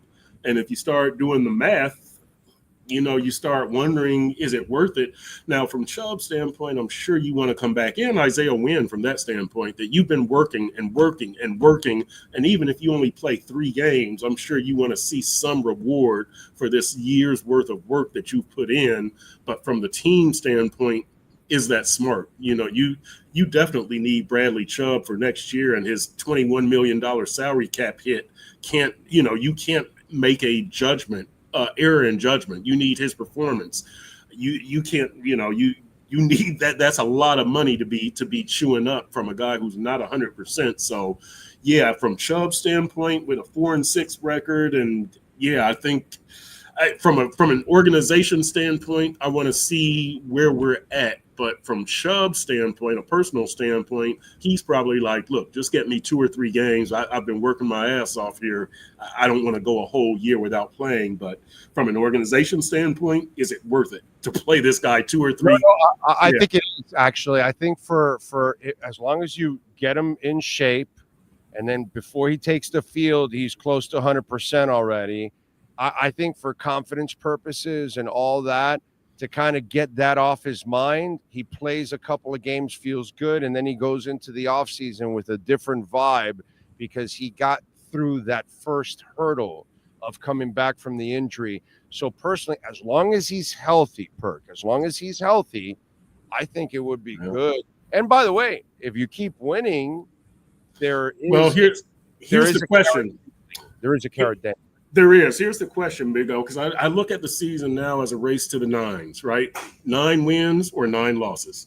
If you're at, 6 and 9, do you bring Chubb back? 2 games left, you got 9 losses already. And he'd probably want to come back, but I would agree. Yeah, I would say you probably just sit him, but that's going to be tough to explain to Chubb. But you probably, from an organizational state, that's like playing them in a 56-19 game, right? Yeah. Exactly. Yeah. You already did that once to him. Why are you going to do it again? You know what I'm saying? Yeah. But if there's a carrot dangling. Fewer than 9 losses. Yeah, I'm probably putting them out there, Big O, because you still got a shot. He's part of your best shot. And it's good for him confidence-wise. Yes, that's the thing. Because nobody wants to go through a whole year of rehab and you never get to take the field. So right. And then you won't find out till game 1 how you feel and all that. Correct. Now he gets it out of the way. But again, carrot has to be dangling, and for now, that's what they're doing. What are you working on in the Sun Sentinel? Well, for tomorrow, I'm going to take a look at the offensive performance that we've seen the last few weeks and wonder, is it good enough to beat Houston and San Francisco and Green Bay? And really that's the big thing. So that's kind of what I'm working on for tomorrow. And down the road, I might revisit a jersey swap story that I did a few years ago. And you see it all the time. You see players with different jerseys in their locker during the week. Of course, the Eichenbergs traded jerseys today. Liam and Tommy, his younger brother Tommy, who plays for the Raiders. I saw Tommy's jersey and Liam's spot there. So I might start to revisit that story. I'll see what I've got, see who's got some interesting jerseys and some interesting stories to tell. But that's it. That's it for the week so far. Yeah. Yep. All right. Good stuff. Follow him on Twitter at Chris Perk. Catch his work there at the South Florida Sun Sentinel. Chris, as always, my brother, have a fantastic week. We will catch up next Sunday, my friend. All right, Big O. Have a good one, man. Thank you, sir. There you go, Chris Perkins. Call our friends at EJD Construction, 305-433-4843. Dade or Broward County, custom home construction, major home remodeling. Call them, ejdconstruction.com. You've been listening to the EJDconstruction.com Miami Dolphins post-game report with the Sun Sentinel's Chris Perkins. For additions, home remodeling, and custom work, call Eric at 305-433-4843. EJDconstruction.com is the custom home builder and contractor you can trust. 305-433-4843. All right. You were mad that the Dolphins didn't run the ball, and now you're complaining that McDaniel's overworking H.N. Come on, bro. Just because your mind is set on McDaniel. Frankie, you got to listen, bro. You got to listen. I did not say to run less. I said to run Jalen, not overuse H.N. You're not paying attention. You're not listening. It's not really good to comment on stuff and then not listen to the host, actually. So I never said start passing, don't run as much. I'm not saying that. I'm saying don't overuse H.N., use Jalen Wright more because you want to keep him also in a rhythm because he brings something to the table that that H.N. does not. So I would like to see a little bit more lightning and thunder between the two guys. I didn't say to run less. That's what you're phrasing it. Didn't say that. I'm worried about H. Isn't he coming? Didn't he suffer a concussion? So he's already been injured. Wasn't he injured last year towards the end of the year, Frankie? From what? From overuse. Okay. Mostert is now a third down back. He's no longer in the rotation. So you're just going to give it all to H.N. and not enough to Jalen Wright. That doesn't make sense. And if H.N. gets injured, don't tell me anything. So, Yammer Yager, that's it, Ronald. Thank you. He's ready to fight Jake Paul now. Okay? Tyreek handles the truth recklessly. Let's see. You don't know if that's why he threw the ball. Oh, yeah, that's how he threw it. Well, that'll be my assessment of watching football. That's what I think happened there. Okay. Big O Tyreek's been catching like that since he came here. He does catch a lot of basket, but he does high point the ball also. There's that one that in the first year where he high pointed the hell out of that ball. He's done it. He's high pointed the ball. He's been able to catch it with his hands. Does he like the basket catch? Yeah. But he can't high point right now. None of his plays are that. And that throw right there should have been a high point throw. And Tua could not throw. The one he threw to Jonnu that was overthrown was the rifle that he couldn't throw to this guy. Go look at the one he threw to Jonnu. That wasn't a floater. Why? Because Jonnu can catch the ball. So if you have to basket catch, don't call that play. And if you're going to basket catch, then throw it 5 seconds ahead of time. Let's see. Thank you, Joe. Appreciate it. Cooper says Perk brought it strong. He always brings it strong. Mostert now the third down back because of his fumbling. Yes, Brett. Yes, sir. I do not think Tyreek's wrist is hurt. He lies so much. You know what, Tyon? Tyreek deserves that. Maybe it's just for just to sue the cops. Who knows? I don't know, bro. That I can't answer, but I'm going to go that he has the wrist injury because he hasn't played the way I think a guy with a wrist injury would play like. Remember, Cash App or Venmo at Cash Big O Show. That is Cash Big O Show. Cash App or Venmo. and you can make a Bitcoin or Ethereum donation. Hateful Steve is in the house again on Venmo, and thank you. Just stop with the Tua made a bad throw because of Tyreek's hands BS. On the very next play, he threw a dart to Tyreek. So, yeah, but it was basket catch. Different angle.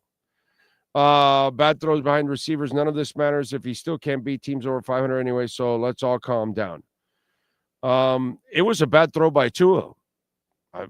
There's no doubt about it, but this is how he had to throw it, and it ended up becoming a bad throw. He threw the one to Jonnu Smith was a bad throw. He threw a couple of bad throws today. And it stands out because he's extremely sharp normally. Peter German, thank you for the love on Venmo. If I'm McDaniel, get a hold of Bill Walsh's old play diagrams and game tapes and use them to enhance the game calling. Also, eliminate the end zone fade from the playbook with smaller receivers. That I completely agree with. Fades with midget receivers make no sense whatsoever. I am with you there, sir. 100%. That I cannot argue, my friends. So, good job by you. Let's see. What do we have here?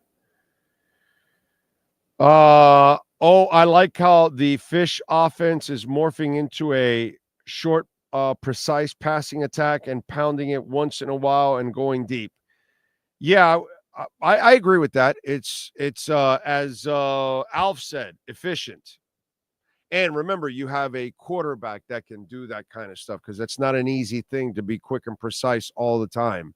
That's a pain in the ass. Mediocre quarterbacks struggle to do that on a consistent basis. So it's a cool thing, but you're going to need some chunk plays. And they got one at least with Jonnu. Hopefully they'll be able to free some of that up. Again, go back to Jalen Wright. I'd like for you to pound teams a little bit more and maybe bring in that safety, and then maybe you can get something over the top. It would be nice.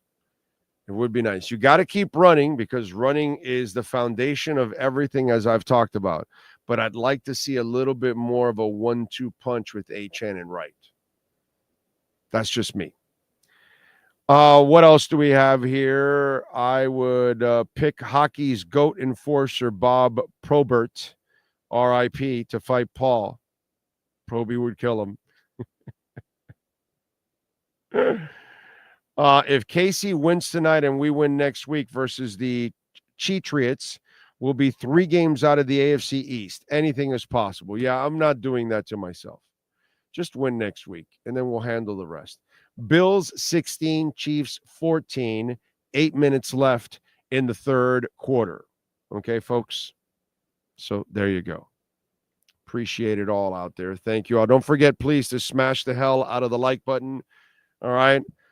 We thank David Furones and Chris Perkins. We thank, of course, the man, the myth, the legend that is Sean Stanley. We thank all of you out there that sent in a super chat. If you supported the show with a Cash App or Venmo or PayPal, thank you, thank you, thank you. Appreciate you all out there. Hit the like button, very important. Share the show. Follow us on Blue Sky at Big O Show and Threads, Big O Radio Show, since so many people are switching over or whatever. But Blue Sky, we post there all the time. We've been doing that for a long time now, for months now. I think, or maybe close to a year, maybe 9 months or something. We've been on Blue Sky, and we've been posting all of our stuff there. So if you're one of those people making the switch, we're on Blue Sky also, Big O Show. Follow us there. We'll see you tomorrow morning. Same time, same place, same bat channel. You've been listening to our Dolphins post-game show with Big O. The broadcast is brought to you by Welton Rayome, Acura of Pembroke Pines, Hialeah Park Casino, RM Contractors, Toyota of Hollywood, Haineswear, Sloman's Home Security, BigCheeseMiami.com, EJD Construction. The broadcast is mastered by executive producer Sean Stanley. Thank you for supporting the platform and our fantastic sponsors. Go Fins!